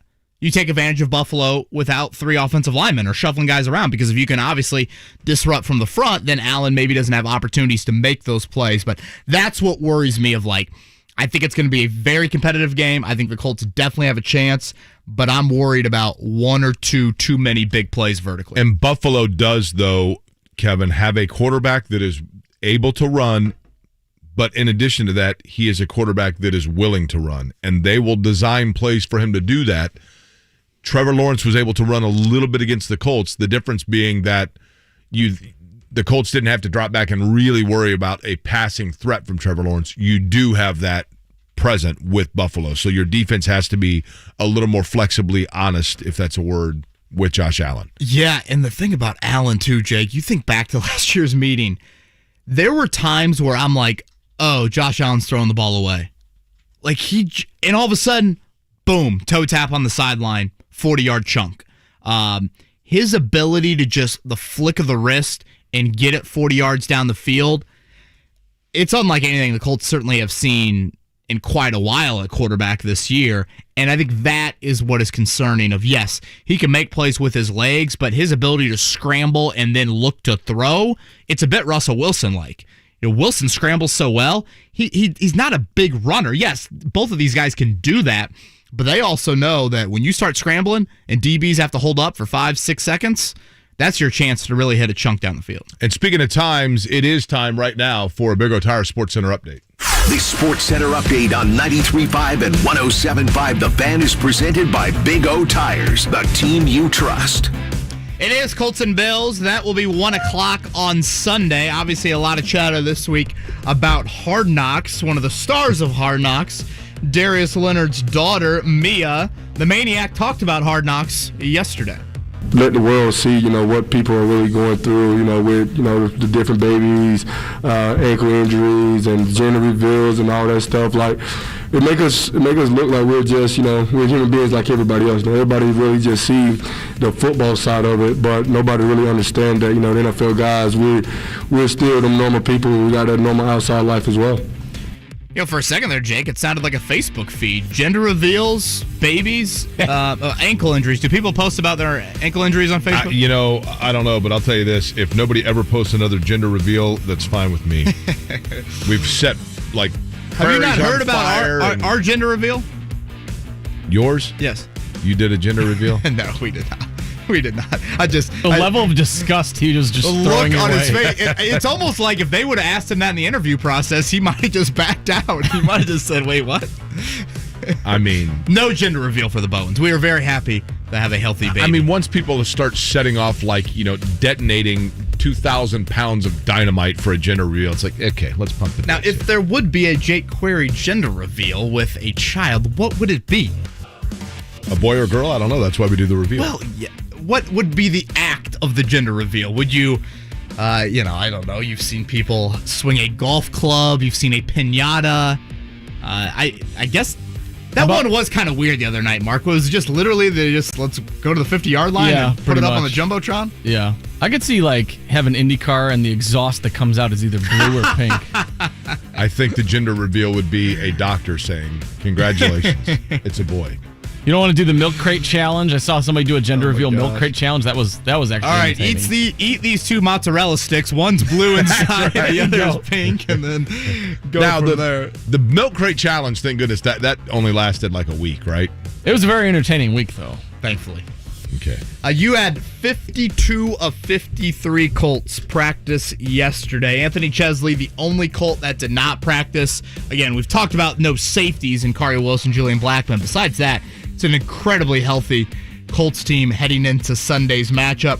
By all accounts, they've got to go 5-2 in their final 7 to, I think, have a realistic shot at the wild card. Last night, they didn't get any help from the Falcons as the Patriots shut out the Falcons 25-0. Colts have the hardest schedule the rest of the way. Some other teams in the wild card mix. Steelers have the 4th toughest. Patriots 6th toughest. Raiders 9th. Broncos, Browns, and Chargers all much easier than that. Big thing we're talking about, Kevin, and it can change week to week, knock on wood, but this is the time to start getting healthy, and as a bonus, you still have the bye week of rest upcoming for the Colts, and that's a good sign. I'm not going to say it completely offsets the schedule, but I do think it helps a little bit. And you look ahead to Tampa Bay next week. They're pretty banged up, particularly on the defensive side of the ball, and they also play on Monday night, so a short week for Tampa Bay next week. All right, Pacers and Hornets tonight. It's the 9-7 Hornets, the 6-10 Pacers. 7:00 tip from Charlotte. The Hornets are favored by 2.5. So 16 games for Charlotte so far. They won their first 3. They split their next 4. Then they lost 5 straight, and now they've won 4 straight. And in that 4 straight, Golden State was one of them. I was completely wrong, by the way, about LaMelo Ball when he came out into the NBA draft. I thought he was going to be a guy that, was a scorer, and that was it. And I didn't think that his game would translate to the NBA. He's a really good player, and he can catch lightning in a bottle and become a streak scorer for them. 7 threes in that opener against the Pacers. That was certainly one of those. Gordon Hayward had 27 in that season opener. The Pacers blew I think it was more than 20-point lead. Terry Rozier did not play in that opener. Obviously, Karis LeVert didn't play for the Pacers. The Pelicans will come to Gainbridge Fieldhouse tomorrow. No Zion Williamson. The Pelicans, I think, only have 2 wins on the year.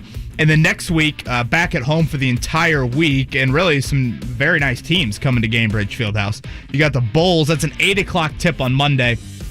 Lakers, Raptors.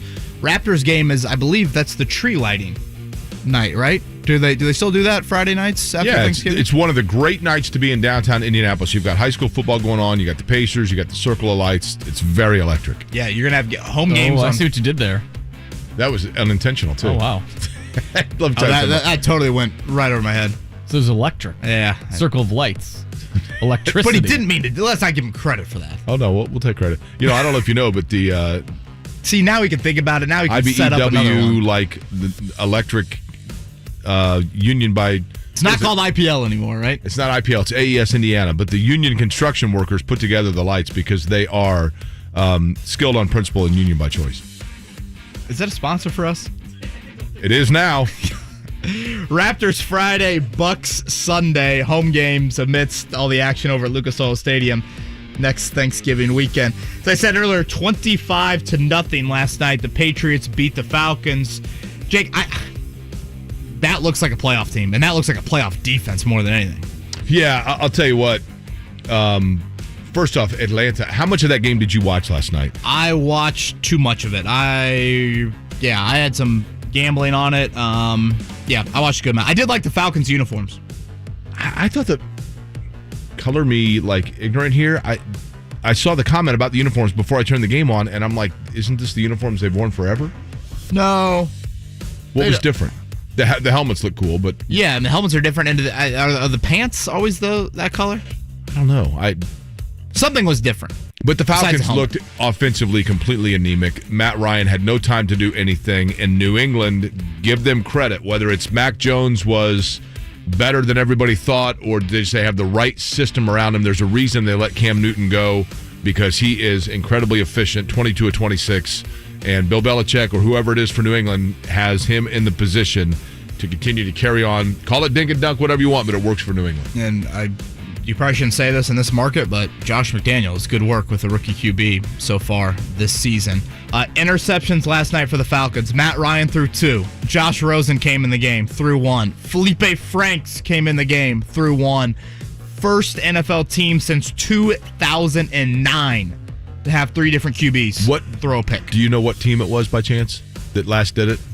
It could be on the pop quiz, and my hint will be, oh, really? I believe you referred to the writers earlier this week.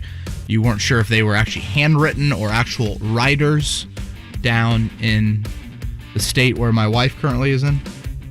Oh, yeah, okay. Mm-hmm. Yeah. Houston Texans. Okay. So that would be, are we supposed to name the 3 quarterbacks for the pop quiz?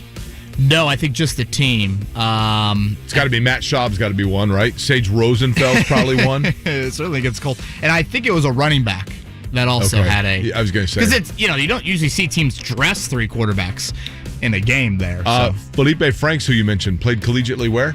The Swamp. No. Florida? Nope. I don't think. Had to have played at Florida. Transfer. Sure? Yeah, they transferred. Was he a transfer? Yeah. Where else did he end up? Arkansas. I think. Am I wrong? Florida. I don't know. Do you want to wager? Since you've now referenced gambling 3 times, you want to wager on it? Well, BetMGM. Have I told you about them? Sure. Yeah, let's... What are we wagering? A Diet Mountain Dew? Let's go lunch. Maybe you played in both spots. Mark, will you look that up? I will look that up at the break, yeah. Our boss says that we're supposed to start having lunches together. Yeah, we've not done that, have we? I'm going back to bed. Lunch tomorrow, sure. College basketball this weekend. Purdue has got North Carolina tomorrow, and then Villanova, Tennessee on Sunday. That is a Hall of Fame Classic out in, I believe, Connecticut. Indiana's got Louisiana. Louisiana picked to finish second in the Sun Belt, for what it's worth. They're 3-0 on the year. Trey Galloway broke his wrist the other night, not season-ending, his left wrist, so not a shooting hand, but unfortunate there for the Indiana native. How about this, Jake? From ESPN Stats and Info, the Big Ten became the second conference in the history of Division I that had a ranked team lose to an unranked team on 4 straight nights. Really? The thing about that is you could look at that and say that that's embarrassing, but at the same time, you've got to have a pretty deep conference to have that many teams ranked. 4 teams ranked, right. Seemingly. Right. Ohio State lost to Xavier last night, Maryland to George Mason the previous night, Michigan to Seton Hall, and Illinois to Marquette. And a nice win for Xavier because they jumped out to like a 5-7 point lead and just kind of held on there, at least when I was watching it. And big dunk from Paul Scruggs late to kind of put that on ice. Paul Scruggs, I saw somebody say of Southport, and I'm like, well, he's kind of from a prep school too, right? He left after his 3rd year. I was going to say, yeah. That was a big controversy at the time. Joey Brunk for Ohio State as well. Butler, speaking of Brunk, Butler weekend off. They've got Maui next week. We'll give our college football picks later in the show as well. Going to have Joe Wiz in about 20 minutes and Lara Overton at 9 o'clock. Kevin and Query, 93.5, 107.5 The Fan. Right now, it's a seller's market. I'm Patrick Keller with Crest Point Real Estate. Get your free home value estimate from me in 60 seconds at sellwithpatrick.com. Get to CarX today. Buy 2 tires, get 2 tires for free with the purchase of our premium installation package. Receive an additional $70 on the purchase of Continental tires. CarX Tire and Auto online. CarX.com today. This year, our average client saved over $350 a month with an easy rate reduction refinance. TheHomeLoanExpert.com. NMLS number 1326241. Diamonds Direct has enough diamonds right now to supply up to 30 ordinary jewelry stores. From a half carat to 10 carats. Rare, precious diamonds in all shapes. Straight from the world's best diamond cutters. At Diamonds Direct, diamonds are our business, our specialty, our focus. That's why we can guarantee the best diamond selection and the best diamond prices every day, every week, every year. Diamonds Direct. Get store hours, directions, and more at diamondsdirect.com. And that's when I realized it's called a hamburger, not a handburger, because you carry it with your hand. I was wrong, people. It's like that time I thought I couldn't make the perfect app for football. I was wrong again, people. All I had to do was make a sportsbook app where you can earn season rewards all Sunday long. Nobody's better at bettering things than Caesars. Must be 21. If you or someone you know has a gambling problem and wants help, call 1-800-9-WITH-IT.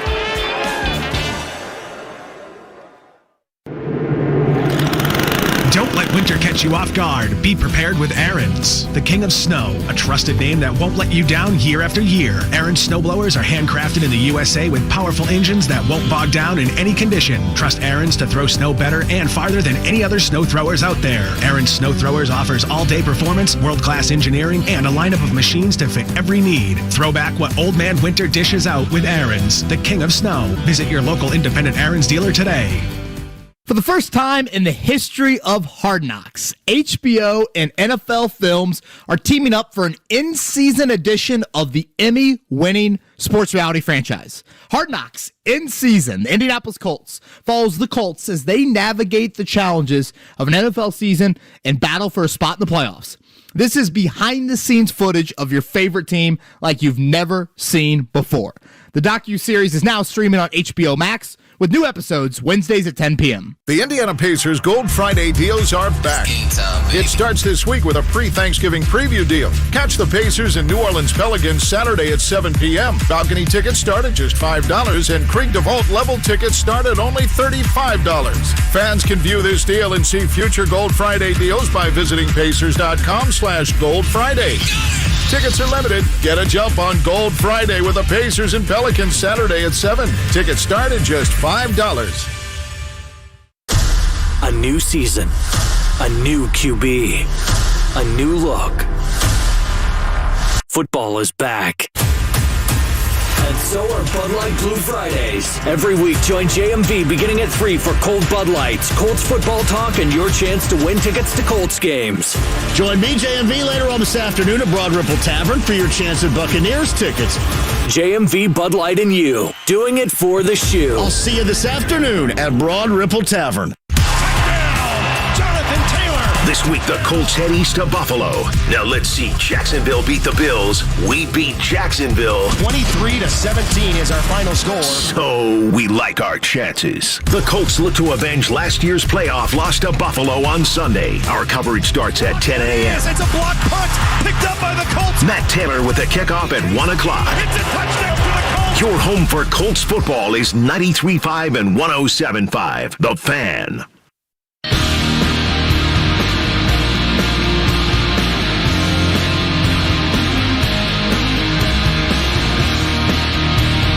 You're listening to Kevin and Query on 93.5 and 107.5. The Fan. Mark, you said you looked up Felipe Franks in his resume? I did. What do we got? I don't know if you're going to be happy. He was at Florida from 2016 to 2019, Arkansas in 2020. So we're kind of both right? Well, I mean, he was at Florida longer, so I think you owe me lunch. Now, hold on. We could play the tape. Did we discuss where I said, did I say when he came into the draft he was out of where? Nah, I don't think you said. Did he say that? Did I say he's a product? Okay. How many games did he play at Florida? Oh, geez. I mean, how many starts did he make? Got his degree at Florida and then became a grad transfer and went to Arkansas, so that would mean he's more of a product academically. Do you believe that he was Florida. drafted or signed as a free agent or whatever it was based on his accomplishments at Florida or Arkansas? He played 28 games in Florida. He played 8 in Arkansas. Thank you. He started 28 at Florida? It just says games played. Okay. Without Florida, there's no Arkansas. Without Arkansas, there might not be NFL. Now, how about you know what would be the ultimate test? We should just go to lunch and probably just pay our own. Here's what would be what would be the true litmus test? Like, for example, Russell Wilson. When Russell Wilson on Monday Night Football has to introduce himself, what does he always say? He says, Russell Wilson, a whole pack of Badgers. Because he was at North Carolina State and Wisconsin. That's so Russell Wilson. So let me be politically correct as possible. For Felipe Franks, if we have to wait until he is a starter on Monday Night Football to hear how he introduces himself, we might be waiting a while. Yeah. But do you think he introduces himself as being from Florida or Arkansas? He says a swamp of Razorbacks. That's exactly what he says. A swamp of suey. That's exactly what he says. Have you been to Arkansas? No. Nope. Beautiful state. Really? And here's what's interesting about Arkansas. I was in Arkansas. Have you seen the movie Sling Blade? No. Sling Blade, fantastic movie, takes place in a small town in Arkansas, and most of it was filmed, Billy Bob Thornton's first big movie, in a small town in Arkansas. And I was in said small town and there's a key place in the town, a store, and I was like, I want to see the exact location of Bill Cox's lawnmower shop in Sling Blade. And this tiny town in Arkansas where a Hollywood movie was filmed, I mean, granted 20 years ago, and I go to this spot, and the store is now abandoned, and next door to it is a vacuum cleaner store because, what is more profitable than a vacuum cleaner store? So I go into the vacuum cleaner store, and I say to the guy, well, there goes that sponsorship. Hey, was Bill Cox's lawnmower shop next door? And the guy says, what are you talking about? And I said, from the movie Sling Blade. And I said, well, how long have you worked here? Well, like 30 years. Okay, was there a shop next door where they filmed like a major Hollywood Academy Award-winning movie that was filmed here in this town? Rings a bell. Rings a bell. Like, wouldn't that be like what people, Hoosiers was done, Kevin. It was released 35 years ago this week. People are still talking all over the place about Hoosiers like every single week in Indiana and the Knightstown Gym and whatever. Tom Izzo couldn't stop talking about that. Wouldn't you know? Like, oh yeah, that's right. Billy Bob Thornton filmed a movie right next door. I remember when Hollywood came in here. Maybe we don't give Arkansas enough credit. But it is Arkansas is a beautiful state. I believe that I meant to tell you this earlier.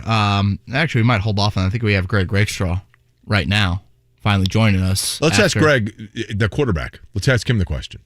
The cradle of quarterbacks? No, we'll ask Greg, when you mentioned the quarterback from last night, what university does he associate said quarterback We've waited a half hour for Greg Rakestraw. We're going to ask him about Felipe Franks? Yes. Gosh. Yes. I'm just glad he didn't big time us, Jake. Well, did you have Peter Gabriel's big time fired up, ready to go, just in case? I think Mark might have had that dialed up. Again, we're going to have Joe Wiz here in about 10 minutes, Lara Overton at the top of the hour. But right now, Greg Rakestraw, as he does every Friday, joins us now. Rake, hope everything's all good in the Rakestraw household, and thanks for joining us. Everything is great except for apparently the wireless signal, because people had to start sending me smoke signals on Twitter that I had missed phone calls. I tried to call you and couldn't get a wireless signal. I guess they want you to pay the bill. This happened to me last night, Greg. I'm telling you, I don't want to say the name of any carriers here, okay, because I think this is encompassing across all carriers.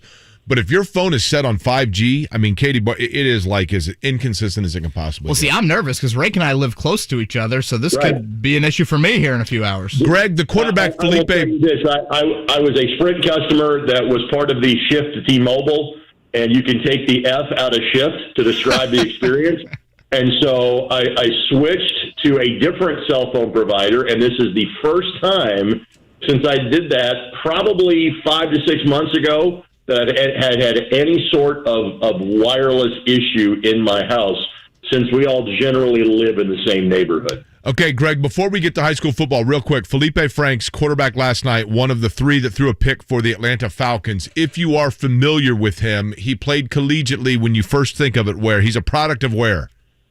I could not tell you, to be honest. Hell yeah, there we go. All right, so he's still a tie. Still a tie, Kevin. Greg, in terms of the slate of high school football games, we know about, obviously Center Grove, Cathedral. There are some teams that are, dominant level high school football teams that have a chance now to put themselves in position for a state title. But in your opinion, in the opinion of Greg Rakestraw, the best feel-good story right now still alive in high school football is where? It's a good question. I think it goes to schools that don't often get to make it this far. Like the game that I have got tonight is New Albany and Cathedral. Do I think it's going to be crazy competitive? Probably not.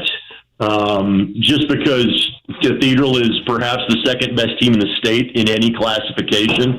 But to put it in perspective, they are playing for a 15th semi-state championship in program history. New Albany is playing in a semi-state game for the first time. This is the third time they have ever been past the sectional round. And so for those kids that be able to have this experience, they literally had not won a postseason game at New Albany since 2010. And so for them to still be playing is a big deal. I go to a school like Tri, to show you kind of how unfamiliar is Tri with having a great deal of football success. They were supposed to play a basketball game at the Hoosier Gym on Wednesday night to celebrate the 100th anniversary of the opening of the Hoosier Gym. Well, unfortunately, Tri had to postpone because Well, most of their kids are still playing on the football team as they play Lutheran, coming up in tonight's game. So, this round of the tournament is often like when the underdog makes the Sweet 16 in the NCAA tournament. This is kind of usually where oftentimes the Cinderella run, may come to an end. So, if you're not talking about the heavyweights and the great teams and number one ranked teams, then you tend to go towards, okay, who is here for the first time or here for the first time in a long time?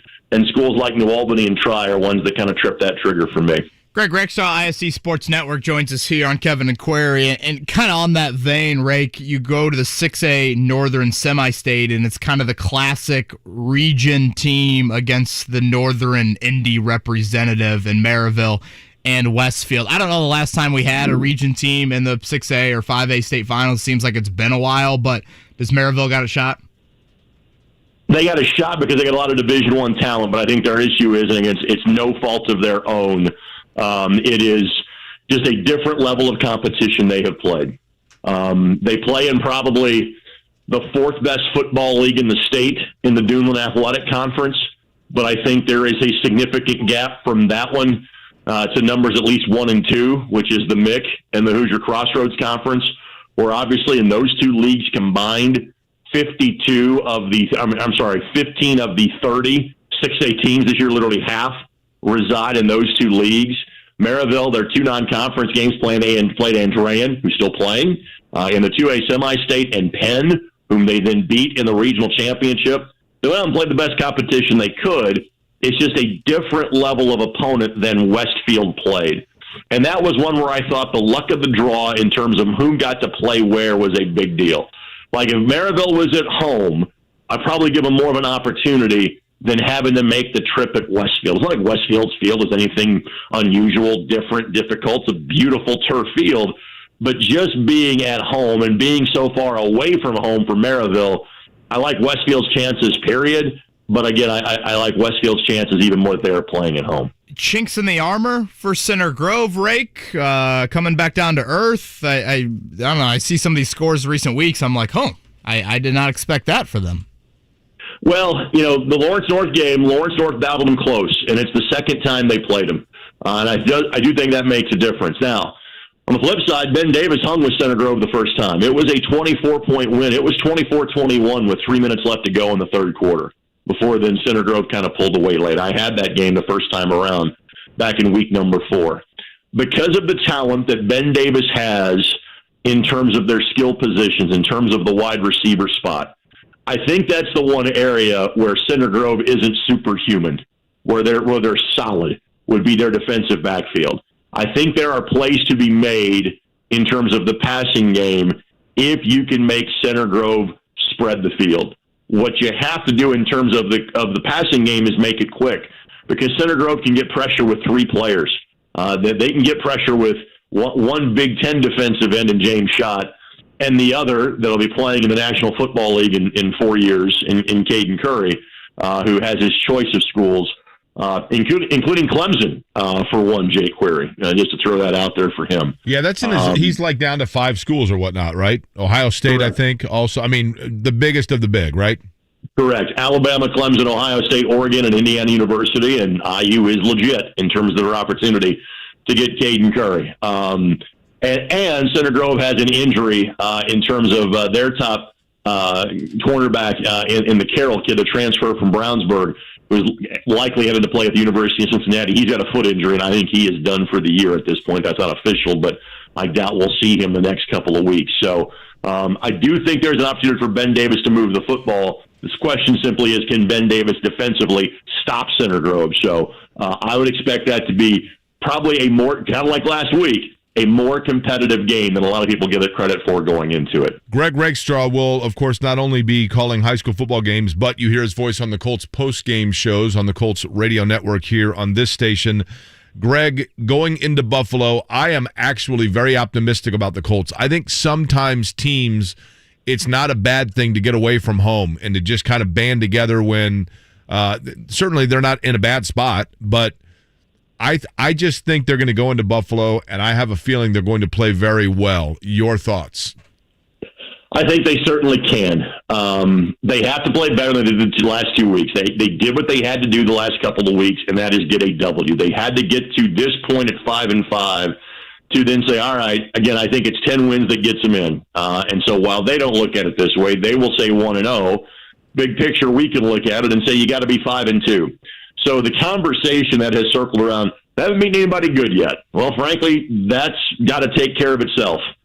Because of the 7 teams you play left, 5 are fighting for a playoff spot, and everybody but the Jaguars and the Texans. So the way I'll phrase it is this. I think the Colts are capable of beating anybody in the National Football League. I think anybody in the National Football League is capable of being beaten. There are a lot of good teams on the Colts schedule, but there are no teams the Colts, if they don't play well, cannot beat. So from a health standpoint, I like where the Indianapolis Colts are. Clearly, you kind of know what you're getting every week out from Jonathan Taylor, from Michael Pittman, and frankly, more weeks than that, I have liked what I have seen from Carson Wentz.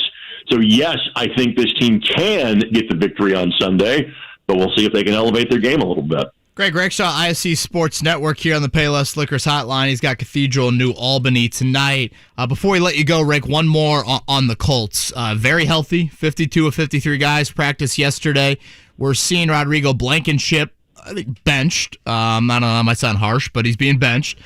More, I think, due to injury than anything, and obviously Michael Badgley kicking well. At corner, Xavier Rhodes has been hurt and inconsistent, and the guys that have played for him have played pretty well. Would you bench Xavier Rhodes now that he's back? I would certainly have him in uniform. I may be giving him some snaps because while I understand he's not the player he was a year ago, I still have flashes of Baltimore in my mind when he exits the game, and that truly is the tipping point for 22-3 to be vaporized, as I heard on Hard Knocks earlier this week. So I would, if he's healthy, I'd have him in uniform, and I'm not saying I'd start him because of what you've seen from Isaiah Rodgers and Kenny Moore, but I at least have him available in case I need him from an insurance policy standpoint. Greg, going to be a busy weekend for you, but I know you enjoy it. We certainly appreciate the time this morning and have fun this weekend, all right? All right, you do the same. Have a safe trip. All right, Greg Rakestraw, appreciate it on the Payless Liquors Hotline. Speaking of some of those games, what does Joe Wiz think? I think all three of us had said a week ago, listen, take a look at Baylor against Oklahoma, for example. Is there another one that he's got locked and loaded for you? We'll find out. No we'll do fear. It next. Joe Wiz is here. Kevin and Query, 93.5, 107.5 The Fan. We've done it again. Golden Oak Lending has dropped rates even lower. I'm James Hawkins, president of Golden Oak. With a 1.875% rate and home values up, you can get more cash out now. Call 317-706-GOLD today and make no mortgage payments until next year. Golden Oak Lending cured my blues. NMLS 114937, 1.875% fixed, 2.952% APR, FHA 15-year mortgage with 20% equity and approved credit. Payless has great deals for the holidays. You need some wine for Thanksgiving? Pick up some Prisoner's Red Blend, only $44.99 a bottle. Oyster Bay and Kendall Jackson Vintner's Reserve Chardonnay are only $9.99 a bottle, and Berger White Zin's $2.99 a bottle. Mom Water is only $8.99 for the 4-pack, and that's keto-friendly. Plus, Crown ready-to-drink options are only $12.99 for the 4-pack. Be sure to follow Payless Liquors on social media for updates on great holiday events, or stop by one of their 26 locations online at PaylessLiquors.com. Don't pay more, get more, and pay less at Payless Liquors.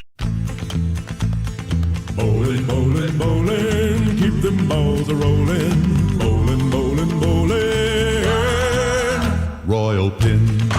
Bowling's back. Same great game, new rules. And Royal Pin Entertainment wants to help you put the fa-la-la back into your corporate Christmas event. Royal Pin Entertainment offers the perfect combination of food and fun. At Royal Pin, you don't have to be a super athlete to have a blast, and everyone's on the team when you're bowling. It's time to get jolly, and Royal Pin has all the trimmings your company needs to make this year's Christmas event the best ever. It's always comfy in their modern entertainment centers, and bowling's guaranteed to create team spirit and glad tidings. Let Royal Pin organize your company's Christmas event. For more information, download the Open Lane app, call 465-8484, or look them up at royalpin.com.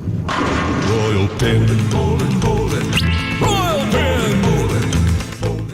This This ad for Hellsberg Diamonds has been specifically written for those who'd rather think about football than engagement rings. When free agency starts, your team wants to get the best players they can without spending too much. If your team is you and the players are engagement rings, then your best bet in free agency is shopping at Hellsberg Diamonds, where you know you'll get the highest quality diamonds at prices that keep you from going over the salary cap. Visit your local Hellsberg store and ask about our price match guarantee, or check us out at hellsberg.com. Become a weekend warrior at BetMGM. King of the Weekend is a free-to-play challenge where you can win up to $50,000 for correctly picking the highest-scoring pro football teams during the weekend. Simply log into your account and find the King of the Weekend contest in your promotions section. Then, pick the 6 teams you think will score the most points from the selected games. $1,000 will go to the top entry each week, and if you guess all 6 in the right order, the grand prize of $50,000 could be yours. Plus, hundreds of dollars in free bets will be awarded to players who come close to a perfect score. So go to your account and try the King of the Weekend free-to-play game. New to BetMGM? Download the app today and make weekend football even better. Only at BetMGM, the king of sportsbooks.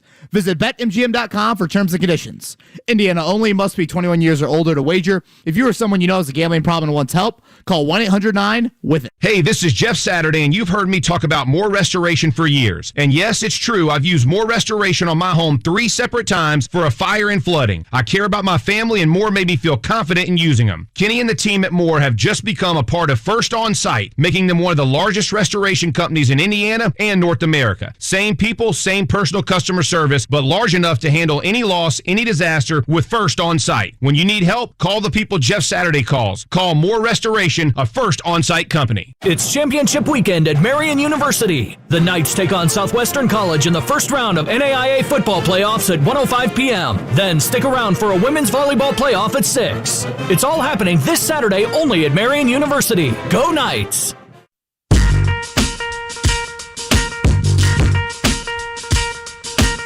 You're listening to Kevin and Query on 93.5 and 107.5. The Fan. Yeah, Joe Wiz typically loves to bet the dogs, and for the Colts' sake, we hope he's right on Sunday as a touchdown underdog Indianapolis Colts against the Buffalo Bills. You can hear Joe Wiz in the Fine Line, 8 a.m. Saturday, a little college football, 8 a.m. Sunday, a little NFL action. He joins us every Friday here on Kevin and Query. Joe, do we like the dogs wearing the horseshoes on Sunday? Well, when you take a look at it here, last year they were close in the playoff game, as you know. Indy went right down to the wire with Buffalo. They only lost by 3. I think that this is going to be a high-scoring game. I think that Buffalo Bills, that one game they had against Jacksonville 2 weeks ago, they just didn't show up, obviously. But what's interesting is the Buffalo Bills in their last 13 wins, and only when they win, in their last 13 wins in regular season have all been by double digits. So when they win big.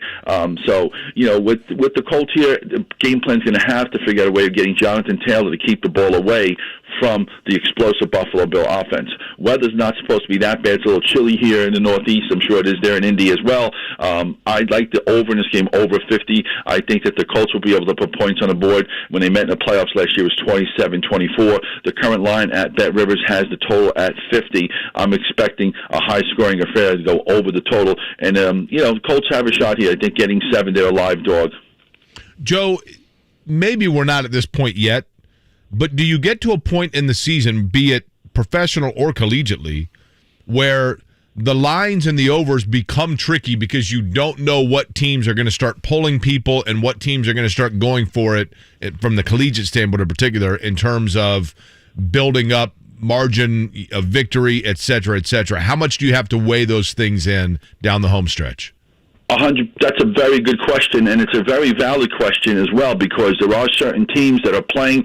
We know we've seen teams tank for a draft position. So there isn't. It's a little early now, but absolutely there are certain players during the NBA, even now during the regular season. It's only the first month of the NBA season, and you see certain players. Listen, what's going? I mean, every week, every day, I look at the NBA and see who's playing, who's not playing. I mean, the Lakers are famous for that. Even with the Brooklyn Nets Jets last year. So whenever you have to, every day when I look at these lines, the first thing I have to do is who's in the lineup. And in the NFL, it's not as prevalent as it is in basketball because they play so many games. But in the NFL, sometimes when there's a team looking to get a certain draft pick, the Jets did everything possible to lose last year, and they still weren't able to get their top pick. Joe, every week, I want to shift gears back to, to college football. Every week I see these Ohio State lines, and I'm like, oh my gosh, is it really that big? And sure enough, last week they covered against Purdue. This week they've got Michigan State, again, number 4 against number 7, and they are a 19-point favorite over the Spartans. I know the Sparty's been good to you this year. You rolling with them again Saturday? Yes, I am. The total in this game is 68.5, and the line is 19 at BetRivers.com. And, you got to look at it here. Head coach Mel Tucker has done a phenomenal job with the Spartans. Nobody expected to be where they are right now. My only concern is that the Michigan State defense is really, really bad. I mean, they're ranked 111th overall in total D, and they've given up an average of 329 yards per game. The Buckeyes, though, even though they did beat Purdue last week, they gave up a ton of yards to Purdue last week, to Aiden O'Connell and company. He was able to pass for almost 400 yards against this Ohio State team. So this Ohio State team can score. They lead the nation at 550 yards per game, but their defense is very suspect. Everyone knows what's at stake here. Michigan State has a clear path. They've already beaten Michigan, okay? And listen, there's no way Ohio State could be looking ahead because this is a crucial game, but they do got their biggest game of the year next week, which will be Michigan. But here, 19 points, I see this. I had this line a lot less than what it is, and I'm taking the dog here. Ohio State, like I said, last week they did beat Purdue, but prior to that, they beat Penn State. They did not cover, and they went into Lincoln and played Nebraska, did not cover, and they will not cover tomorrow either. Okay, Joe, give me another one from college football that you look at and you say, you know what, to the eye test, this seems obvious, but take a deeper look. This is the dog you need to be watching. Well, there's a live dog here. I mean, Oregon playing Utah, okay? This is a big game that's being played in Salt Lake City. Utah right now is a 3.5-point favorite against Oregon. And right now, Oregon's in position to get into the playoff picture. They're getting 3.5. I think that Oregon getting the 3.5 is a live dog. So, you're always looking for live dogs. So I think that sometimes they make mistakes with the line. I think you're in good position to get a good spot there in that game. And I'll be talking about every college football game, every NFL game on the Fine Line tomorrow at 8 a.m. And, of course, Sunday morning at 8 a.m. I break down all the NFL games. And, of course, we'll be talking about perhaps a preview of the Super Bowl, Cowboys and Chiefs on Sunday. And anyone that wants free picks there, they can follow me on Instagram or Twitter, Joe Wiz Sports. And, Penn State's playing Rutgers. Rutgers is getting 17.5. Greg Schiano 9-1 against the spread as a road dog. Penn State tanked it in last week. They weren't able to beat Michigan. Perhaps they might not be playing in focus for Rutgers here. Rutgers getting 17.5 is another live dog. And Rutgers beat IU 38-3 as a road dog last week. Joe, before we let you go, Tampa Bay is the opponent for the Colts next Sunday. They're on Monday Night Football. Tom Brady does not lose multiple games in a row very often. Thoughts on a 10-point favorite against the Giants? Yeah, when you look at this game here, I mean, the Brady has been a little bit disappointment. I'm not expecting him to make it to the Super Bowl this year. I picked the Packers to go there. But the updated line at Bet Rivers has Tampa Bay favored by 11 in this game, and the total is at 49. And listen, you said they don't lose multiple back-to-back games, but they have lost back-to-back games in the last 2 games. They lost to Washington, and that was after they were rested and had 2 weeks to prepare for the football team. And the week prior to that, they went into New Orleans, and they lost to Jameis Winston, which, obviously he's not playing anymore. He's on the injured list here. Giants are 19-4 against the spread as a road dog since 2018, which is the best in the NFL. They're finally getting healthy. Saquon Barkley practiced yesterday. Still doesn't look like he's ready to go 100%. But I think, even with Tampa, this double digits in the NFL, I'm not buying it. I'm making a play on the Giants. I'm taking the 11, and I expect the Bucs to put some points on the board here. But Tampa had their one. Tampa's not going to the Super Bowl this year.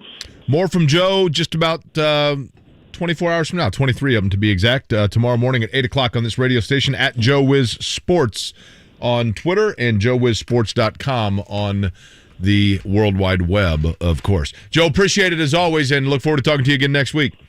Thanks, guys. Go Colts. All right, Joe Wiz with the parting shot there that will be well received here in the Circle City. As we roll along here, 9 o'clock hour upcoming, you're listening to Kevin and Query. Up next, more Colts talk. Lara Overton joins us from the Colts Radio Network. It's 93.5, 107.5 The Fan. Crew Car Wash wash books make the perfect gift for anyone on your list. The Ultimate Book is on sale now for buy 4 washes, get 2 free. Purchased at any Crew Car Wash location today. Join our sister station 93.1 WIBC this Saturday at 2:30 p.m. for the pregame as the Indiana Hoosiers take on the Minnesota Golden Gophers. Hubler has certified service and maintenance for the life of your vehicle. Get everyday value pricing on service and parts and schedule an appointment with ease at drivehubler.com. I'm not saying you have to love football. We all have different likes and dislikes, people. Personally, I'm not a fan of the avocado. I just don't like the mouthfeel. But if you're someone who loves football, truly loves it well, my sportsbook app might be the greatest thing that has ever happened to you. Must be 21. If you or someone you know has a gambling problem and wants help, call 1-800-9-WITH-IT. This holiday at Metro by T-Mobile, the big 5G upgrade just got better because now Metro has the largest selection of free 5G phones in prepaid, like the Samsung Galaxy 5G. And Metro gives you 1 line of unlimited 5G data for just $25 a month with 5G included at no extra cost. So you'll be able to stream, snap, upload, and share the holiday cheer all season. Ring in the holidays with the big 5G upgrade from Metro. Get unlimited 5G and a brand new 5G phone when you switch and trade in. More choices on free 5G phones, more savings, and more 5G coverage at no extra cost. All with the power of the T-Mobile 5G network. That's how you get more for the holidays. Only at Metro. After 24 months, $25 price may increase. Limited time in store only. No tethering. Unlimited on network only. Required port from eligible carrier if congested. Data users greater than 35 gigabytes per month. Notice lower speeds, and Metro customers notice lower speeds versus T-Mobile due to deprioritization. Video at 480p. See store for details. For the first time in the history of Hard Knocks, HBO and NFL Films are teaming up for an in-season edition of the Emmy-winning sports reality franchise. Hard Knocks, in season, the Indianapolis Colts follows the Colts as they navigate the challenges of an NFL season and battle for a spot in the playoffs. This is behind-the-scenes footage of your favorite team like you've never seen before. The docuseries is now streaming on HBO Max with new episodes Wednesdays at 10 p.m. 93.5 and 107.5 The Fan. WIBC HD2 W298BB WIBC HD3 W228CX Indianapolis. It's Kevin and Query. If we die, we die together. Yeah, right. We can get it done. You can get it done.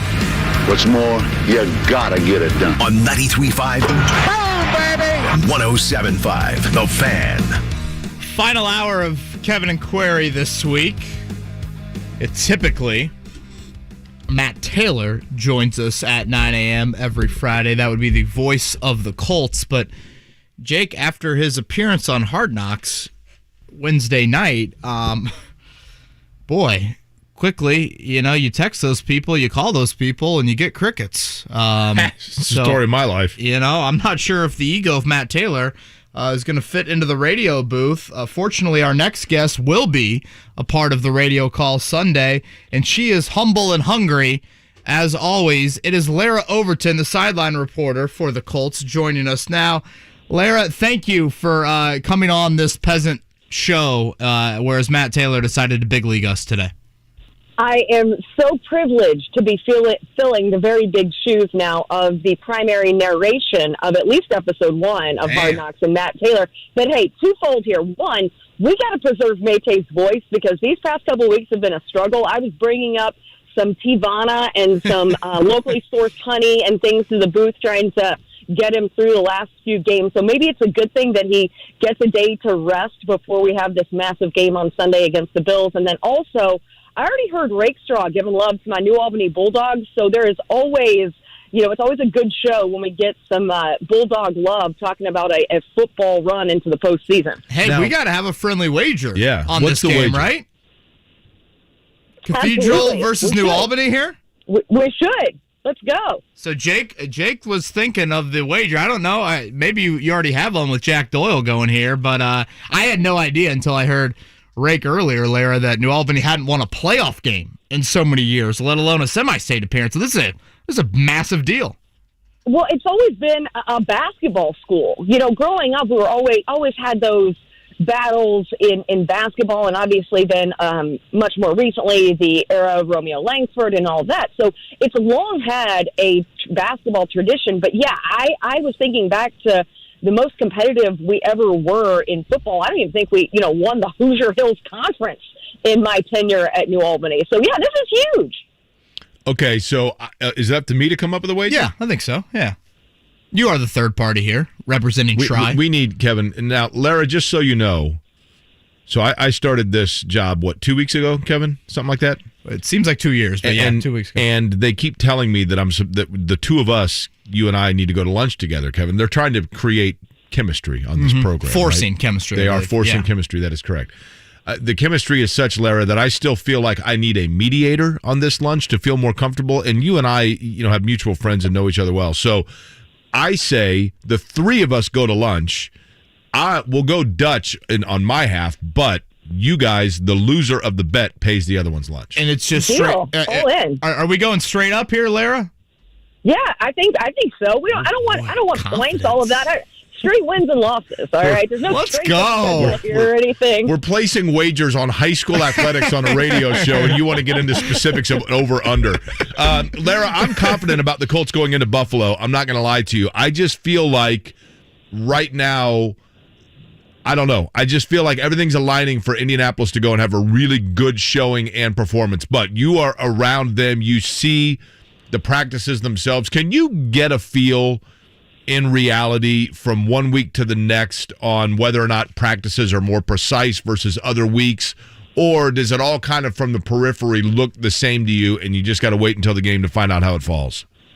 Great question. I don't know from my perspective that they look more precise, and I don't have the knowledge of ever participating in a football practice to know what from my perspective of being within a sloppy practice versus a crisp practice. What I notice and what I will observe week in and week out, and this is something that Mayte and I will talk about, is how much attention is giving towards certain situations. Did they emphasize third down more so this week than last? Did they emphasize red zone more so than last? Different situational type of things. That's more so where I will try to track certain trends and, look to points where they are trying to clean things up and looking to what this looks like in the game and then how they adapt the practices around the things that were the strengths in their effort and in their performance and the things that clearly needed additional attention over the course of the week. So that's kind of what I tend to, get a gauge on and look to who they're targeting in critical situations and those types of situations. And that's something that Nate and I usually try to spend some time talking about so that when those situations arrive, okay, who were the people that they were targeting, on third down, aside from Michael Pittman, because he's emerged as your primary third down weapon, but then also red zone, different types of things. How much are they going to the run? How much are they going to the pass? Those type of situations are the things that I try to key in on and observe mostly from a preparation standpoint so that we kind of know who we are eyeing and who we're going to have those notes on to set things up over the course of the radio broadcast. Mayte is the voice of the Colts, of course, Matt Taylor. Lara Overton joins us right now on the Payless Liquors hotline. Lara, the one good thing about the Colts, I guess, when you're watching practices, there are a lot fewer guys on the sidelines than you normally see at this point in the season. A team is never going to be 100% healthy, but I would think that Frank Reich's got to be happy about his health right now of his team as much as anybody in the league, because with the bye week still coming, it seems as though things are lining up nicely for them in that standpoint.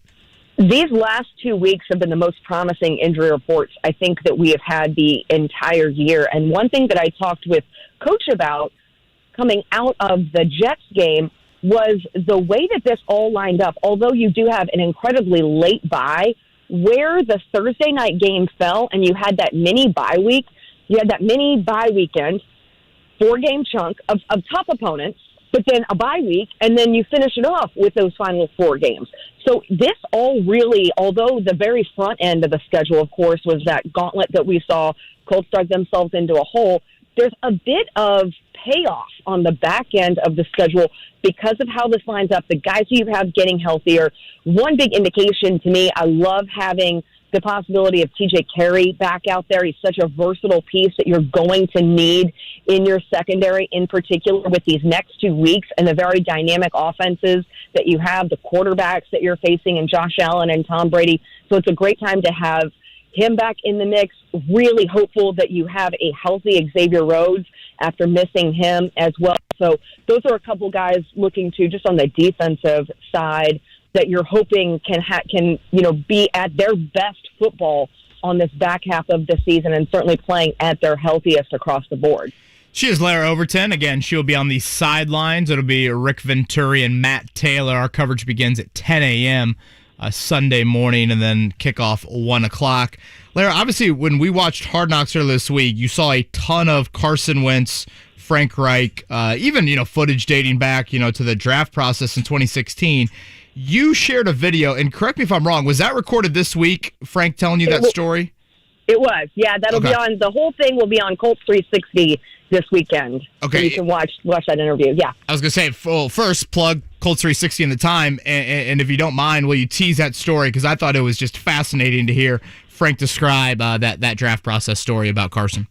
Well, thanks so much, Kevin, and that is on my Twitter if you want to go and see like a 60-second snippet of the story. So in 2016, Philadelphia knew they were going to draft a quarterback. So Frank took the lead in vetting and interviewing all of the quarterbacks, bringing them in and putting them through some rigorous tests. Not so much in terms of physicality, but these cognitive computer games. So he put each quarterback who they were evaluating through a series of 3 different games on a computer. And then the next time he took them through, and you guys know Frank well enough, Frank is like the most poised, even keel guy. Well, what he did this second time through with each of the different tests, he starts shouting at them. He's throwing things. He's waving hats. He said he was yelling so profusely he was actually spitting. He was taunting them, telling them they're losers. You stink, I can imagine Frank Reich yelling. You stink. Yeah, exactly. And he would see how each quarterback responded to that hostility and that pressure. The one guy whose scores actually got better were Carson Wentz. So Carson Wentz, those 3 different games that he was scored on the first round, he scored better on those 3 games when he was being taunted and harassed and trash-talked by Frank Reich. Yeah, I thought that was a great anecdote. I'm always curious what the draft process is like. And Jake and I have been debating a guy like Josh Allen this week. His college career is, unlike a whole lot of quarterbacks that get drafted in round 1. But yet Buffalo saw enough. They felt like they were going to take a chance on him. And obviously it's turned out absolutely great for them. She's Lara Overton joining us here on Kevin and Query. Curious also about Hard Knocks. How much footage do you think they're using from you guys? Just like in-house stuff, and obviously they have their own crew there, but I was thinking about that just with, kind of the whole editing process and everything. Well, there's been a great deal of collaboration, especially on some of the backstory stuff. Like, I know that we were able to share with them some of the footage from With the Next Pick. Matt Wilkening leads that whole process, so there were elements of that you saw, like he was with Carson when they got him from New Jersey, flew him here, some different things like that. So there is a decent amount of sharing, especially from the weeks and months prior to Hard Knocks and the NFL Films crew being within the building. So we do a decent amount of, collaboration and all of those things. But day in and day out, they've got people everywhere. There are, 9-10 folks who from their crews are working. So, there is quite a bit I know that we share from our in-house perspective and with them. And you know what? That's also not just specific to Hard Knocks. We do that quite a bit over the course of the year anyway, certainly much more with Hard Knocks, but there is a lot of content sharing and different things from our Colts Productions crew with the league and NFL Films. Lara, in preparation for a game, obviously you have to know the Colts inside and out. That goes without saying. How much preparation do you have to do from week to week about the opponent? And in that event, if you do, I'm being presumptive here, but, what jumps out at you about Buffalo that makes them different than other teams?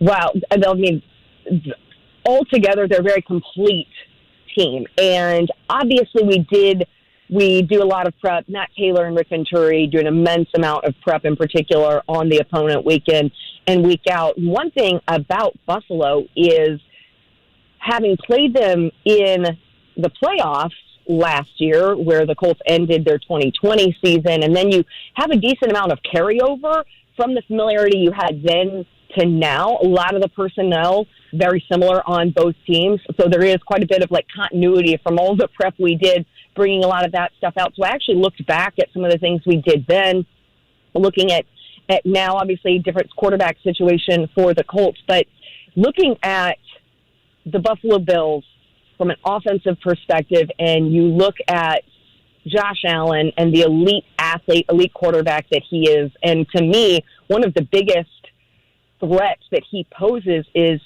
his ability to move, his ability to make plays with his feet, and not only, gain yardage with his feet, but the fact that he buys time when he rolls out and has those explosive plays, creates those big chunk play opportunities. So that's something that we have seen the Colts struggle with defensively periods of time. In particular, you think about when I go back to, week 3 against Ryan Tannehill and the Tennessee Titans, that's where they really beat you, was when you gave Tannehill time. And so that's where I think defensively that's going to be one of, your biggest threats, obviously, in containing him. And this Colts defense we have seen just make strides and really be more consistent in getting pressure to the quarterback. Really promising to me to have your rookies in Dayo Adangbo and Kwity Paye coming off the performances that they had last week against Jacksonville. Jacksonville is not Buffalo, but you do have these commonalities in that your last two opponents, or your last opponent and your upcoming opponent, just recently played one another. So you can look at what Jacksonville did successfully against Buffalo, and a lot of what they did was affecting Josh Allen and getting to him, pressuring him, getting him to the ground, all of those things. So I think you need to replicate quite a bit of that, especially with your defensive front, taking advantage of DeForest Buckner, Grover Stewart up there, Taylor Stallworth has been emerging on this defense as well. So all those guys up front, Al-Quadin Muhammad, of course, putting into that mix along with the rookies. You've got a lot of guys up front in that rotation who have proven their ability to get to the quarterback. You have to do it, and you have to do it early, because if you allow this offense to get into a rhythm, they will dice you up all day. And then the other factor, of course, for me is this is a really good, really strong defensive team. I think that you've got to really establish the run early. We've seen the Colts do that well for the majority of the season with Jonathan Taylor. We saw that run game cool off, though, last week against Jacksonville in the second half a bit. So hopefully you can take some of the things that you learned against that Jacksonville defense in Jacksonville's, Josh Allen, of course, and the effectiveness of their defensive front. We knew that battle in the trenches was really going to be the strength of both teams, looking at the Jacksonville defensive front and the Colts O-line. And I think that is, again, much of what you're going to see this week, up against the Buffalo Bills there in hostile territory, in a place that the Colts have played quite a bit of late. Of course, they played there last season, the postseason. We played there a few times in the preseason as well. A venue that Coach Reich knows very well, and that's something that he and I talked about this week. Is this Colts team has proven themselves to not be afraid of playing in some of the elements with what we saw in San Francisco. There's always a decent amount of wind when you're talking about late November in Buffalo. There's a chance for some precipitation, whether that's rain or sleet. So the Colts aren't afraid of, really having to, muscle up in that scenario and play a really physical football team. They've played some physical battles of late, and I think that this will be as much a physical battle as any we've seen so far this season. And it's indicative, when you look at the injury report, that I think the Colts are up to that task of having as many guys as you're going to need to make this a competitive outing. Lara, your favorite non-Jim Irsay "We Will Rock You" scene from Wednesday night? Oh man, there's so many to pick from. Give us your top two. Top two, gonna go. I just loved the reaction from Isaac Rochelle when Rigo Sanchez came in and was talking about the birth of his daughter, and he was like, "Man, it was like 3 hours." And I have so much respect for my wife. I respected her now. And Rigo and Cynthia are such wonderful people. But the greatest part was Isaac's I'm not looking. I can't watch that. I mean, it's just the screen grab of his reaction, how terrified he was. And, you think about here, this is this defensive lineman, big guy, awesome dude. And he's just he was mortified. He was so mortified by that. I thought that moment was awesome. And then what I am loving seeing is so much of the access into the meeting rooms and those conversations. I loved hearing. Scotty Montgomery is phenomenal, you guys. I have had an opportunity to get to know him this year, and he has been Colts running backs coach, for those that don't know, Yeah, Colts running back coach, and stepped in to a role in which Tom Rathman, was a very big presence to fill within that offense, right? I mean, an absolute legend in the game. And Scotty Montgomery has brought, his own style and his own influence into that running back room. But the conversation between Chris Ballard and Scotty Montgomery, that's something that Matt and I were talking about, Matt Taylor and I talked about last night, how fun that was, to see them just, I don't know if it was end of the day or what, but it's just two guys talking ball and talking about your team and talking about what you like. And I really love those candid, authentic moments that you get to see in this series. You will hear her on the sidelines for the Colts broadcast coming up on Sunday at Lara Overton on Twitter. That's Larra, at Lara Overton on Twitter. Lara, appreciate it and enjoy, all right? All right, who will do? Look forward to lunch with you guys. All right, there we go. Now we got to figure out where. Good luck to the Bulldogs. Hobson Hoagies, is that your place, Kevin? Sure, yeah, right there at 43rd and Boulevard or 42nd. Yeah. That's where we'll go. Don't have to tell me twice. I think it's in Lara's neck of the woods. I think she's around the Broad Ripple area. It's got to be after I nap. That's the only, right now, though, time for... Jake sounds like my daughter. or your dad. Big O Tire Sports Center update. The Sports Center update on 93.5 and 107.5 The Fan is presented by Big O Tires, the team you trust. Yeah, Lara brought it up. A little bit of a sour taste still in the Colts' mouth from last year in that wild card loss to the Bills. Jonathan Taylor touched on that yesterday. We got it coming up. Well, it's a sour taste, and I've really been running the ball well, and I'm hoping that Wisconsin plays well this weekend. We will. Here's Jonathan. That was, kind of that off-season fuel, and that's what you use it for. And then once you roll into camp, you start re-gearing your mind, preparing for, your first preseason game, and then the next one, and then you go into the regular season. But using that as fuel to be able to train, to mentally, physically in the offseason in order to be better in this season. Buffalo down their top run-stopping defensive tackle, potentially their top linebacker in Tremaine Edmonds. That should be music to the ears of Jonathan Taylor. And I think any kind of, big piece of the blueprint to upset the Bills certainly begins at number 28. Got to limit Josh Allen also running the football, I'm telling you. That's an area that Buffalo... And Buffalo's banged up offensively on their O-line. I know, but... they're tough, but I'm telling you. It's going to be a good weekend for the Colts. And how I think, rush Allen, I think it's just such a big part because, again, not only scrambling to run, but obviously looks down the field as well. 52 of 53 Colts practice yesterday. It's a very healthy injury report. Of course, they're down their two safeties. Cole Beasley, slot receiver for the Bills, did come back to practice yesterday, so it looks like he will give it a go. Lara mentioned a chance of precipitation there. Temperatures looks to be high 40s, so not too dicey there. We'll see if that precipitation does come in Western New York on Sunday. Colts have the hardest schedule remaining. Their goal down the stretch, win 5 of 7. And Sunday, the goal is beat a team over 500 for the first time all year. It's them and the Texans, the only AFC teams that have yet to do that. Scoreboard watching began last night for the Colts. Didn't go well. New England 25, Atlanta nothing. I get it's Atlanta, Jake, but I still was pretty impressed by what New England did defensively. Yeah, no, absolutely. Atlanta was completely stifled. New England got Mac Jones as a young player in rhythm again, 22 of 26. Really good performance for the Patriots. Their last 3 games, that's 180 minutes of football. New England's allowed 13 points. That's like vintage Bill Belichick, you is it could not? play FCS schools, and that would be very honestly, impressive. The blueprint for what New England's doing, Kevin, to that point, playing well defensively, getting a quarterback maybe through simplicity in rhythm, maintaining possession of the football. Blueprint, New England. 7-4 in the year. They're 5-0 away from home. They'll come to Lucas Oil Stadium next month. The date of that game, it's either going to be Saturday, I think it's the 18th, or Sunday the 19th. Still not official on that. You would think with how the Colts and Patriots are playing, that could be a Saturday game.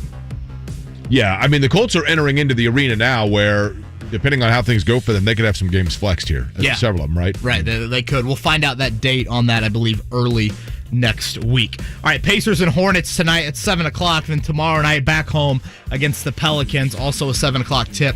That one is over at Gainbridge Fieldhouse. Charlotte favored by 2.5. This back-to-back, I think, really important because although you're home next week, the opponents are pretty tough. You got the Bulls, the Lakers, the Raptors, and the Bucks. The Lakers and the Bucks both getting healthier than where they were at earlier this season. First matchup between the Pacers and the Hornets, Indiana blew a huge lead in the opening night game of the season. LaMelo Ball had 31 points and 7 threes. Gordon Hayward at 27. I'm with you, Jake. I did not expect LaMelo Ball to have this quick of an impact. Interesting to me, the guy that we don't hear much about, and I know that he's out, right? But when's the last time you even heard discussion of Zion Williamson?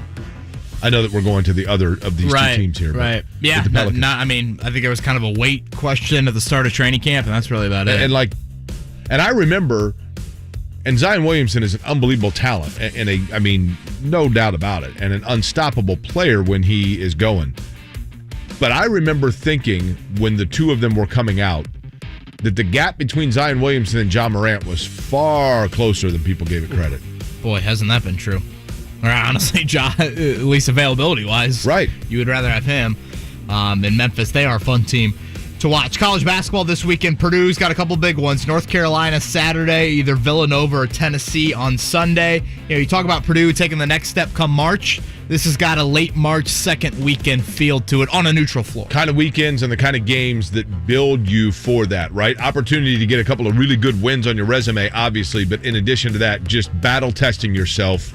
It's going to pay off at the end of the year. Yeah, you obviously don't want to put a ton of stock into November basketball, Jake, but when you talk about building a resume, you want to stay close to home come the NCAA tournament. These are key games in building that resume. Indiana will have Lafayette. That's a Sunday night tip.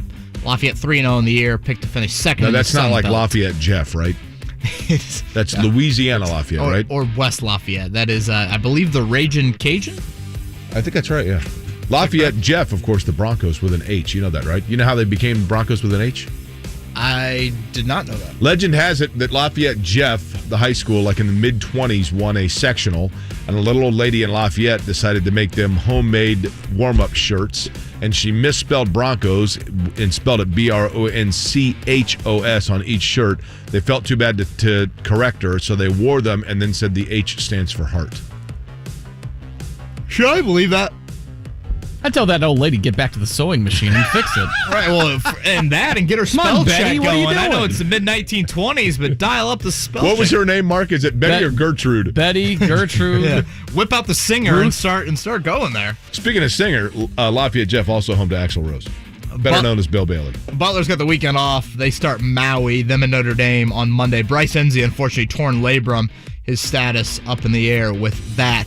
College football picks that we'll make a little bit later. IU, Minnesota. Minnesota favored by 7. The Golden Gophers have have lost 2 after winning 4 in a row. They lost to Iowa and Illinois. They are 6-4 on the year. Northwestern is an 11-point underdog to Purdue. That game is at Wrigley Field tomorrow at noon. Nothing says Northwestern football like this. 4-game losing streak, and the points they've scored in those 4 games, 7, 14, 12, 7. Todd Meyer from right here at this station, not the former Indiana basketball player. He's West Lafayette. Correct. And he's also going to Wrigley Field. Might already be on his way up there. After he thoroughly cleaned this studio because Hard Knocks was coming in. It's a down year for Northwestern compared to what last year they were in the Big Ten title. And people talk, I'm not saying wrongly, they are reputed as being one of the better coach teams in the Big Ten, too. They talk about Pat Fitzgerald as an NFL head coaching candidate. And it's been a down year for the Wildcats. Notre Dame, 17-point favorite over Georgia Tech. That's senior day. Georgia Tech, a lot of close losses this year, but they are 3-7 on the year. So we'll make those picks a little bit later in the show. And it is Freebie Friday, Jake, here on the Pop Quiz. I'm always giving out freebies anyway in terms of the answers. And Scott Johnson, have we checked on him? Do we know where Scotty is? He hasn't walked in yet. Usually he walks in like a half an hour ago for the pop quiz. Well, but the pop quiz is he might next. have big timed us. I mean, we've already had Rake and Matt Taylor. I mean, why stop now, right? 317-239-1070 if you would like to participate in the Freebie Friday pop quiz. That segment is next. Right now, it's a seller's market. I'm Patrick Keller with Crest Point Real Estate. Get your free home value estimate from me in 60 seconds at sellwithpatrick.com. Come to Downtown Indy Inc.'s Circle of Lights, presented by IBEW Local 481, November 26 on Monument Circle. 1075thefan.com to learn more. Happy holidays. UPS is hiring seasonal and part-time warehouse workers, personal vehicle drivers, and driver helpers near you, offering up to $28.50 an hour. Apply now at upsjobs.com/shift. We've got basketball on our minds. With football already being back, there are tons of action over on PropSwap. For those that don't know, PropSwap is the only place in Indiana where you can buy and sell sports props. It is the place for the best odds in the country. The arrival of basketball has all sorts of NBA team and player props available, plus an intriguing college basketball season for our local teams, which is an avenue that you can explore if you're looking for a little extra rooting interest over on PropSwap. One of the things I love the most about PropSwap is that you can cash your ticket even if your player or your team does not win. Once the odds of that ticket has shrunk, that's when you can put it up for sale,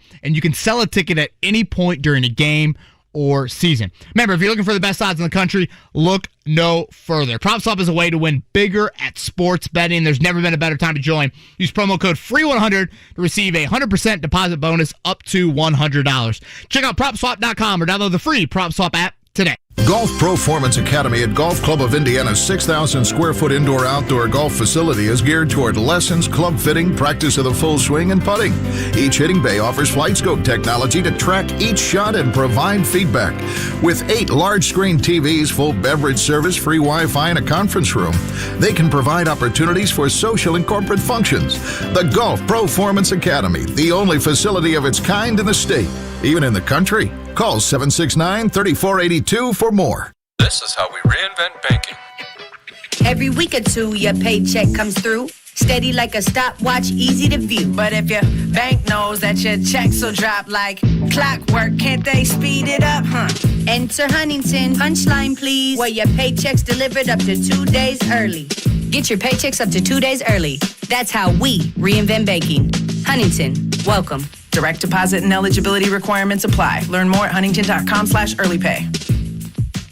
BetRivers Sportsbook wants you to be in control of your football bets. That's why players love the same game parlays at BetRivers. Same game parlays let you mix and match player props and game bets, and gives a payout boost to the winning combinations you want to root for. Combine 2 bets or combine many. You pick your confidence level and then watch the game unfold.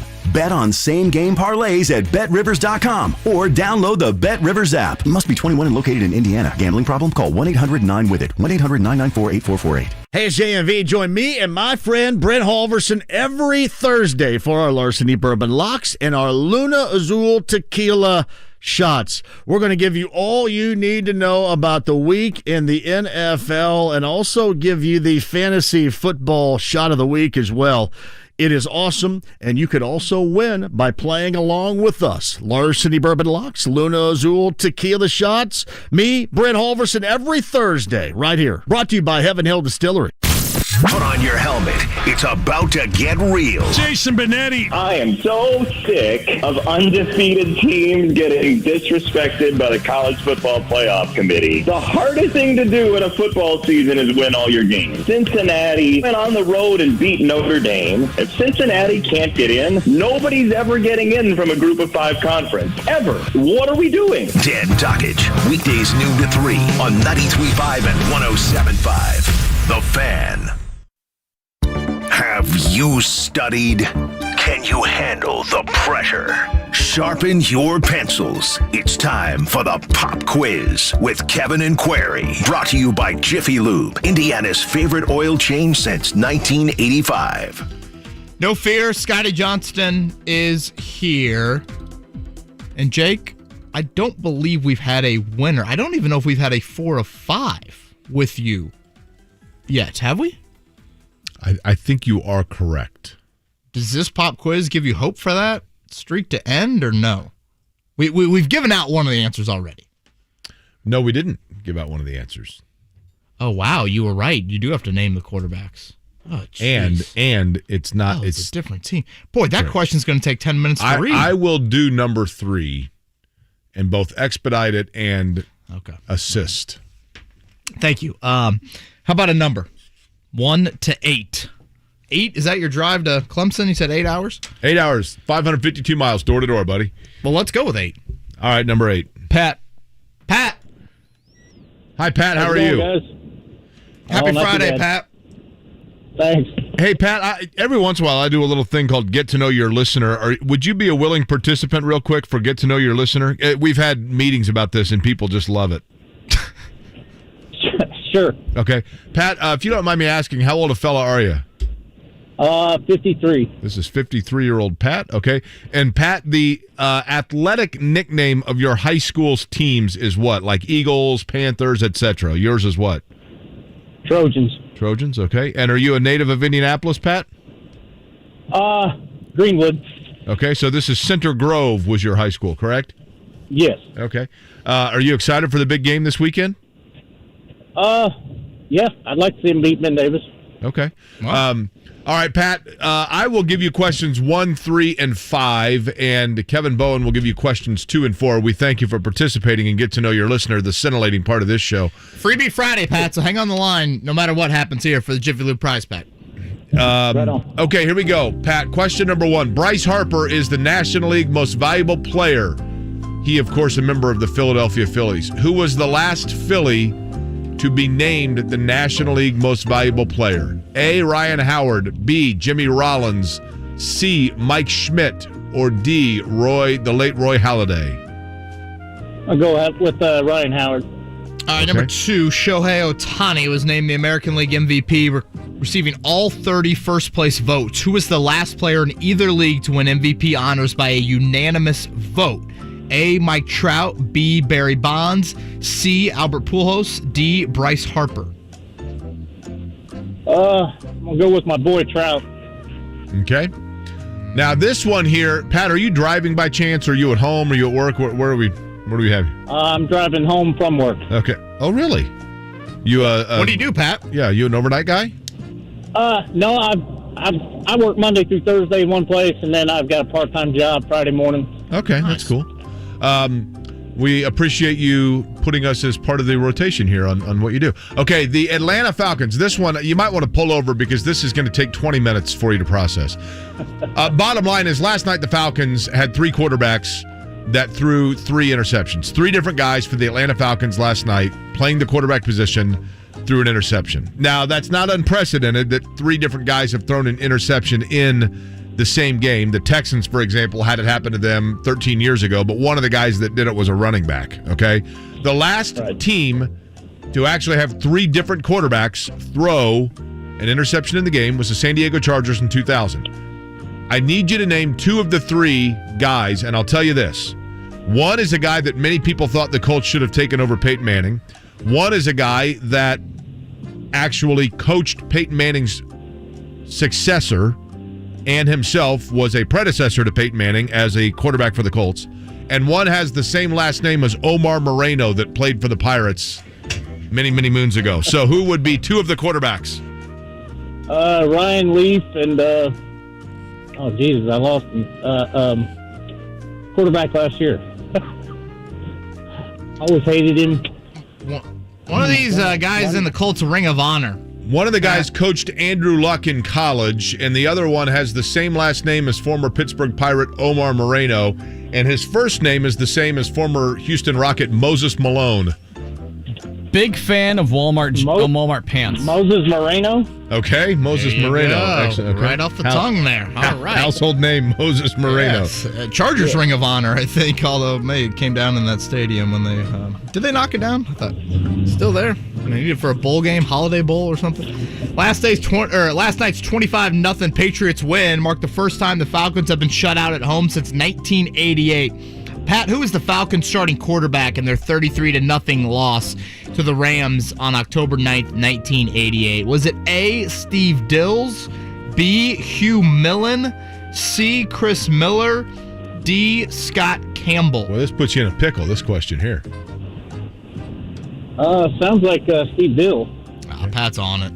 Pat is on it. Last night, my two favorite teams in the National Hockey League, the Calgary Flames and the Buffalo Sabres, squared off, and the Flames blanked Buffalo 5-0. In 17 games this season, the Flames have now pitched 6 shutouts. The last NHL team to have 6 shutouts in its first 17 games happened all the way back in the 1939 season. Was it the New York Rangers, the New York Americans, the Boston Bruins, or the Montreal Canadiens? I'll go with the Canadiens. Okay. All right, Pat. Again, Freebie Friday, and that came in handy. Bryce Harper, your National League most valuable player for 2021, the last Philly to win NL MVP honors. Jake, he went with Ryan Howard. Ryan Howard was a good guess. The correct answer, though, was Jimmy Rollins, who did it a year after Ryan Howard. You blew it! Now, speaking... You don't get to come back tomorrow. You don't even get a lousy copy of our home Of Bryce game. Harper. You're a complete loser. He was... You lose! Good day, sir! Tony, get your bag and get the hell out of here. The answer to question 2. Bryce Harper was the last player in either league to win MVP honors. He did it in 2015. I forgot Jimmy Rollins won MVP. The 3 San Diego... I as well, yeah. He's a good player, though. The 3 San Diego Chargers that threw interceptions as quarterbacks. By the way, it did happen for the Houston Texans in 2008 where 3 players threw a pick in the game. Matt Schaub, Rex Grossman, and running back Chris Brown. It happened again. Not the singer. Not the singer, that's correct. With the Chargers, it happened in terms of 3 quarterbacks with Ryan Leaf, Moses Moreno, who played collegiately at, Kevin, I just looked it up. Oh, boy. Fort Collins, Colorado. Colorado the Rams. State? That is correct, the Rams. And Jim Harbaugh was the other quarterback that it happened with. Again, it's not something you typically see nowadays because teams just don't dress 3 quarterbacks. No doubt. No question. Yeah, that's unusual that last night Atlanta made a run at it, right? I fell asleep literally right before that drive started. I'm disappointed I missed the Felipe so too Franks did Atlanta. interception. Steve Dills was the answer there the last time the Falcons got shut out, the starting QB. And the Boston Bruins. Jake was trying to sneak that in there. That's surprising to me. I don't pretend to know anything about hockey, but surprised it's been since 1939. You've had 6 shutouts in 17 games. That's impressive, though. Yeah, really. You could say the Flames are on fire, right, defensively?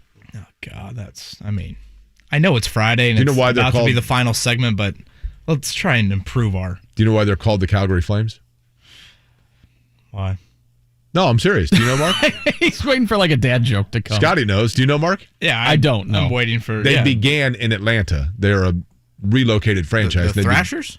No, the Atlanta Flames. Oh. Wasn't it the Atlanta Thrashers at one point? Yes. And I don't know.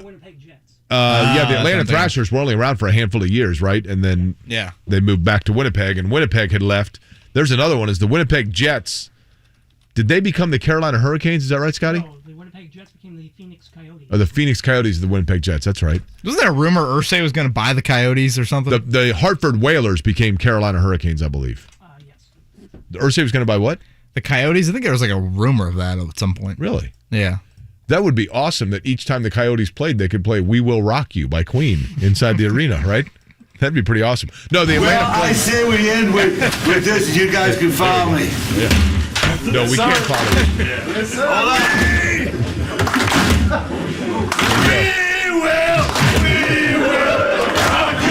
So you said that's the Vikings mascot? That's Ragnar the Viking, yeah, actually. And furthermore, there was no one following him. They're like, I don't follow you at all what you're doing here. But then he started in. Jake, I've gone back and watched the video probably 13 times. And by 13, I mean like 32. The migration of Jonathan Taylor and Marcus Brady to move out of the camera, maybe 2 of my favorite parts. Taylor absolutely is the most noticeable, right? Of like, I want zero part of this. He's just like, I'm good, man. I am good. Now, no, what I was going to say, I don't know, Scotty would know this. Were the Atlanta Flames originally named strictly because of the fire in the Civil War, or as a tribute to the movie Gone with the Wind, where the fire is a pertinent part of it? Probably both. I'm not sure. I thought it was movie related, but I could be wrong. But anyway, they moved to Calgary and became the Calgary Flames. We're going to do our picks next, right? Yes. Picks for the weekend? Yes. Including Try High? Yeah. I'm all in on the Titans. What's the spread on that? I'm not sure exactly. You know what I just noticed? There's I've never seen this before. Is that a new skyscraper downtown on the Circle? Right behind the Sheraton building? When did they put that up?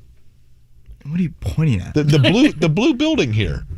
When did that come about? I've never noticed that before. Right on the other side. The mountains blocked it out. That's just the problem. to the north of the Sheraton. There's a building I am there. blocked out by a lot of Scott, screens. do you know? No. Not the old Indiana National Bank Tower. I'm talking directly across to your. No. Jake, this is radio. We'll This is be back. difficult. We'll be back. Yes, thank you. Alexa, set the smoke setting on my Traeger grill to super smoke. Pat Sullivan here from Sullivan Hardware and Garden and Allisonville Home and Garden by Sullivan. Imagine controlling your Traeger grill by your smartphone or virtual assistant. Your holiday cookout just got a whole lot cooler. Along with Traeger wood-fired grill smart features, use it to grill, smoke, bake, roast, braise, and barbecue. Plus, the hardwood pellets naturally enhance the flavor. And for a limited time, with purchase of your qualifying Traeger grill, receive a gift bundle including grill cover, 2 sauces, 3 rubs, a hat, and a holiday ornament. As a platinum dealer, Sullivan Hardware and Garden offers the widest selection of Traeger products, as well as service and support and cooking classes. Shop, play, experience. Christmas with Sullivan's. 71st and Keystone, 49th and Penn in Cicero, and Allisonville Home and Garden by Sullivan in Fishers. All right, NFL Week 11 continues this Sunday, and FanDuel Sportsbook wants you to get the most out of every play. That's why they're giving everyone a $10 risk-free bet every week. All you have to do is bet a same-game parlay bet with 3 legs or more, and if your bet doesn't win, FanDuel will pay you back up to $10. So we're focusing on the Colts and Bills this weekend. The Colts are 7-point underdogs. I'm taking the Colts and the 7 points. I think they keep it close like they did in the playoff game. I like Jonathan Taylor and Stephon Diggs as anytime touchdown scores, and over 10.5 points scored in the third quarter. A $10 bet with those legs right there will pay out over $130 if it hits. There's no feeling like nailing a same-game parlay bet, so lock in your bet today on FanDuel Sportsbook and get up to $10 back if your bet doesn't win. If you're new to FanDuel Sportsbook, sign up today with promo code MARK to also receive 30-1 enhanced odds on either team to win during the Monday night matchup between the Cardinals and Seahawks. Win $150 on a $5 bet with promo code MARK, M-A-R-C. 21 and over and present in Indiana. Refund issued is non-withdrawable site credit that expires in 7 days. Max refund $10. Restrictions apply. See terms at sportsbook.fanduel.com. Same game parlay available for multiple sports in all states on mobile and web. Gambling problem? Call 1-800-9-WITH-IT. Diamonds Direct has enough diamonds right now to supply up to 30 ordinary jewelry stores. From a half carat to 10 carats. Rare, precious diamonds in all shapes. Straight from the world's best diamond cutters. At Diamonds Direct, diamonds are our business, our specialty, our focus. That's why we can guarantee the best diamond selection and the best diamond prices every day, every week, every year. Diamonds Direct. Get store hours, directions, and more at diamondsdirect.com. Fall in Indy, and for 20 years, Rhino Shield's been covering your neighbor's homes like your neighbor Rich. Aluminum siding built in 1961. It also had a lot of stains, and it was white, and we wanted to change the color. And Rhino Shield's not paint. It's better. You know, we're told that it's hard to paint aluminum siding and get a good adhesion with regular paint, so Rhino Shield was great. You too can help Rhino Shield celebrate 20 years of covering Indiana homes for 20% off the regular price. They came on a Saturday and power washed everything all around the house.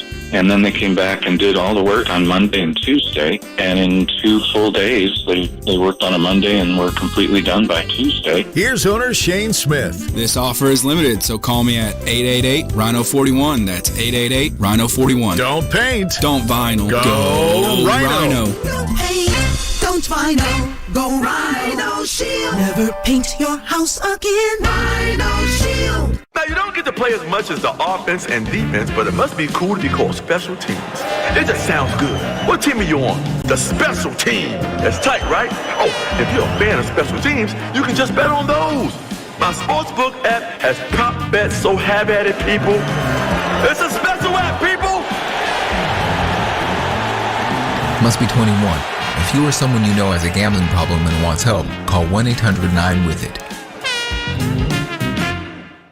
It's championship weekend at Marian University. The Knights take on Southwestern College in the first round of NAIA football playoffs at 1:05 p.m. Then stick around for a women's volleyball playoff at 6. It's all happening this Saturday only at Marian University. Go Knights! Soccer Saturday featuring Indy 11. If this is your football, this is your show. Saturday at 9 on The Fan.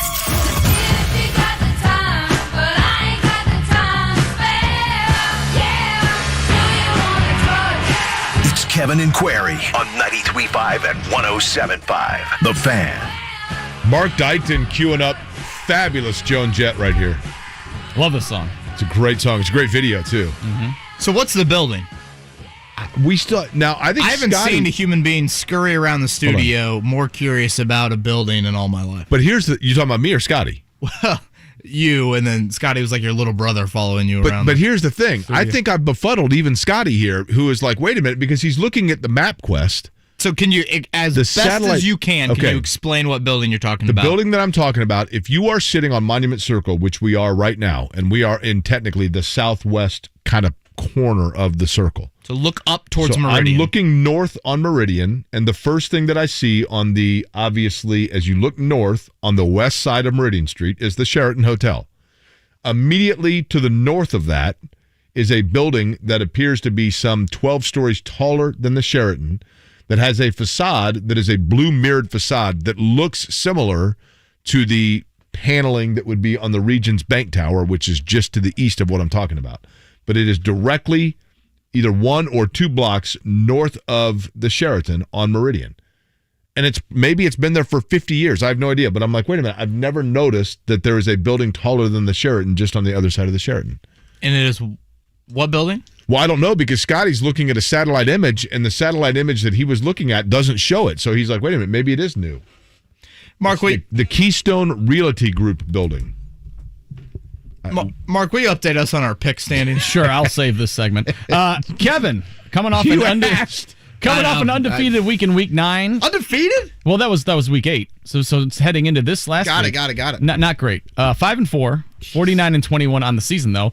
47-27 for me. 5-2 last week. Jake, a 5-3 start. So congrats there. Is that good or bad? That's good. Well, it's winning money if you're betting equal on all that. Clearly better than my skyscraper geography knowledge. All right, so we have to go relatively quick after we spent that first couple minutes down that path. College football games we like this weekend. Mark Dykton, will you begin? Yeah, I like SMU as 11.5 point favorites against Cincinnati. 11-point dogs. 11-point dogs. I think it'll be a closer game. I don't know if they're going to win, but I like SMU right there. I like SMU to cover. I like Michigan State to cover as well. Jake? I agree with Michigan State. 19 points. Well, actually, hold on. State. Where is that game? It's in Columbus. Okay, then take that back. I think Michigan State's really good. I think Michigan State's good, but I think Ohio State in the horseshoe is a completely different level, and their offense right now is clicking. So I will actually take Ohio State. I think Ohio State covers the 19. They win by 21. Anything else, college? Because I'm going down to it, I'll call it. I'm not sure what the point spread is between Clemson and Wake Forest, but Clemson's offense way too anemic to be reliable. Give me Wake Forest. You said 4.5, right, Mark? Clemson favored by like 4.5? Yeah, okay. I'm not going to cover that. NFL games, I'll begin. I will take the Packers to cover 1.5. I know no Aaron Jones, but they are at the Vikings. I like that. And I'm going to take the Texans to cover 10.5 against a banged-up Titans team. I've got to look here. Mark, go ahead, because I got to look at the entire schedule here to get a feel. Your mic, Mark. Mike. Bengals -1 against the Raiders. I like that one, and I'm going to the well again. The Lions are 11.5 point dogs to the Browns. The Browns are struggling. I think the Lions will give them. Nick Chubb back, just announced. I saw that a few minutes ago. I'll still take the Lions plus 11.5. Okay, obviously, I guess we're saving the Colts till the end. Save the right? Colts. Okay, looking overall at the lines, Philadelphia and New Orleans. I think Jalen Hurts is playing right now at a good level. I like that Philadelphia, they're giving 2, but I say Philadelphia covers against the Saints. In addition to that, I think San Francisco covers the 6.5 against the Jaguars. Okay, all right. IU, Minnesota. Minnesota, that is a touchdown favorite. 3:30 kick in Bloomington. Mark, will you begin? We got Minnesota beating Indiana 27-17. Listen, prove me wrong, Hoosiers, but I think Indiana looks like a team that is completely, and it's a good thing they've done it early this year because they say that everything's backed up. They're mailing it in. Indiana, season over with. Give me Minnesota. That was good. 27-13 Gophers is my pick. Purdue, 11-point favorite from Wrigley against Northwestern. Purdue does not cover, but they do win. Purdue over Northwestern 34-24. Boiler up. Purdue's going to cover that game. Northwestern can't move the football. Purdue will be able to do so, even though I think, are they still playing where they got to keep turning around and all go in the same direction? I don't think it's like, will you cross midcourt, make it take it, go from there? Make it take it, yeah. Boilers cover and win. Purdue is not really playing for a whole lot in this game. Like, they've already clinched the bowl. The bucket game's next week. It's kind of a weird game for them. I still like them to win. I will go a 12-point winner. Purdue 26, Northwestern 14. Notre Dame Senior Day, Georgia Tech, they are 17-point favorites over the Ramblin' Wreck.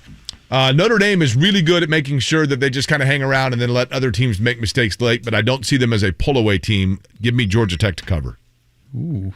I would agree. I think the Senior Day lull, I've got Notre Dame 31, Georgia Tech 17. I've got 41-17 Notre Dame. Style points. Yep. That was a good thing you brought up earlier, Jake, with Joe Wiz. Notre Dame, 40 straight wins over unranked teams, 23 straight over ACC teams in the regular season. All right, everything sets up now for the Colts, +7. The over-under is 50. Joe Wiz likes the over. Mark Dykton, Colts and Bills on Sunday afternoon. The Colts will cover, but they'll lose 31-24 to the Bills. I'm going to say that it's one of those games where the Colts come out and you're like, whoa, like what's going on? Everything goes their way. Ball bounces their way. Not only do the Colts win, but they also cover 24-16. Or excuse me, obviously they would cover. Geez, so they double it. Wow. They will double what the spread is. 24-16 Colts win. The injuries are in the Colts' favor. We talked about Jonathan Taylor and Buffalo a little banged up the middle defensively. Their offensive line, the Bills, also doing some shuffling, some musical chairs. I just think the Julian Blackmon, Kari Willis injury situation shows up, and the fact that Xavier Rhodes not at the same level he was last year in this meeting, I've got the Bills 31-27. Again, I feel better about it than I did at the start of the week, but still, I just think that safety duo, I don't think their losses should be overlooked, so I will take Buffalo, again, 31-27. In this one. I also think the Bills losing the Jaguars was the worst case scenario for the Colts, too, because now the Bills are going to be... I think this is a measuring stick game for Buffalo as well. They look at New England last night. New England's now won 5 straight. They face New England next week. I think this is a big stretch, or maybe it's in 2 weeks. This is an important game for Buffalo if they want that number 1 overall seed, those sorts of things. So I know for the Colts, we talk a lot about measuring stick, and it does mean more to the Colts because their backs are more against the wall, but still. I'd like to thank my man Joe on Twitter for letting me know that Keystone Construction is renovating the 220 North Meridian Tower. I'm telling you, I was not hallucinating. So occupancy in there is just that? It's all, I don't know. They're renovating it, though, and I'm telling you, that new facade went up like Tuesday morning. Safe travels. Thank you very much. And enjoy. The weather look good?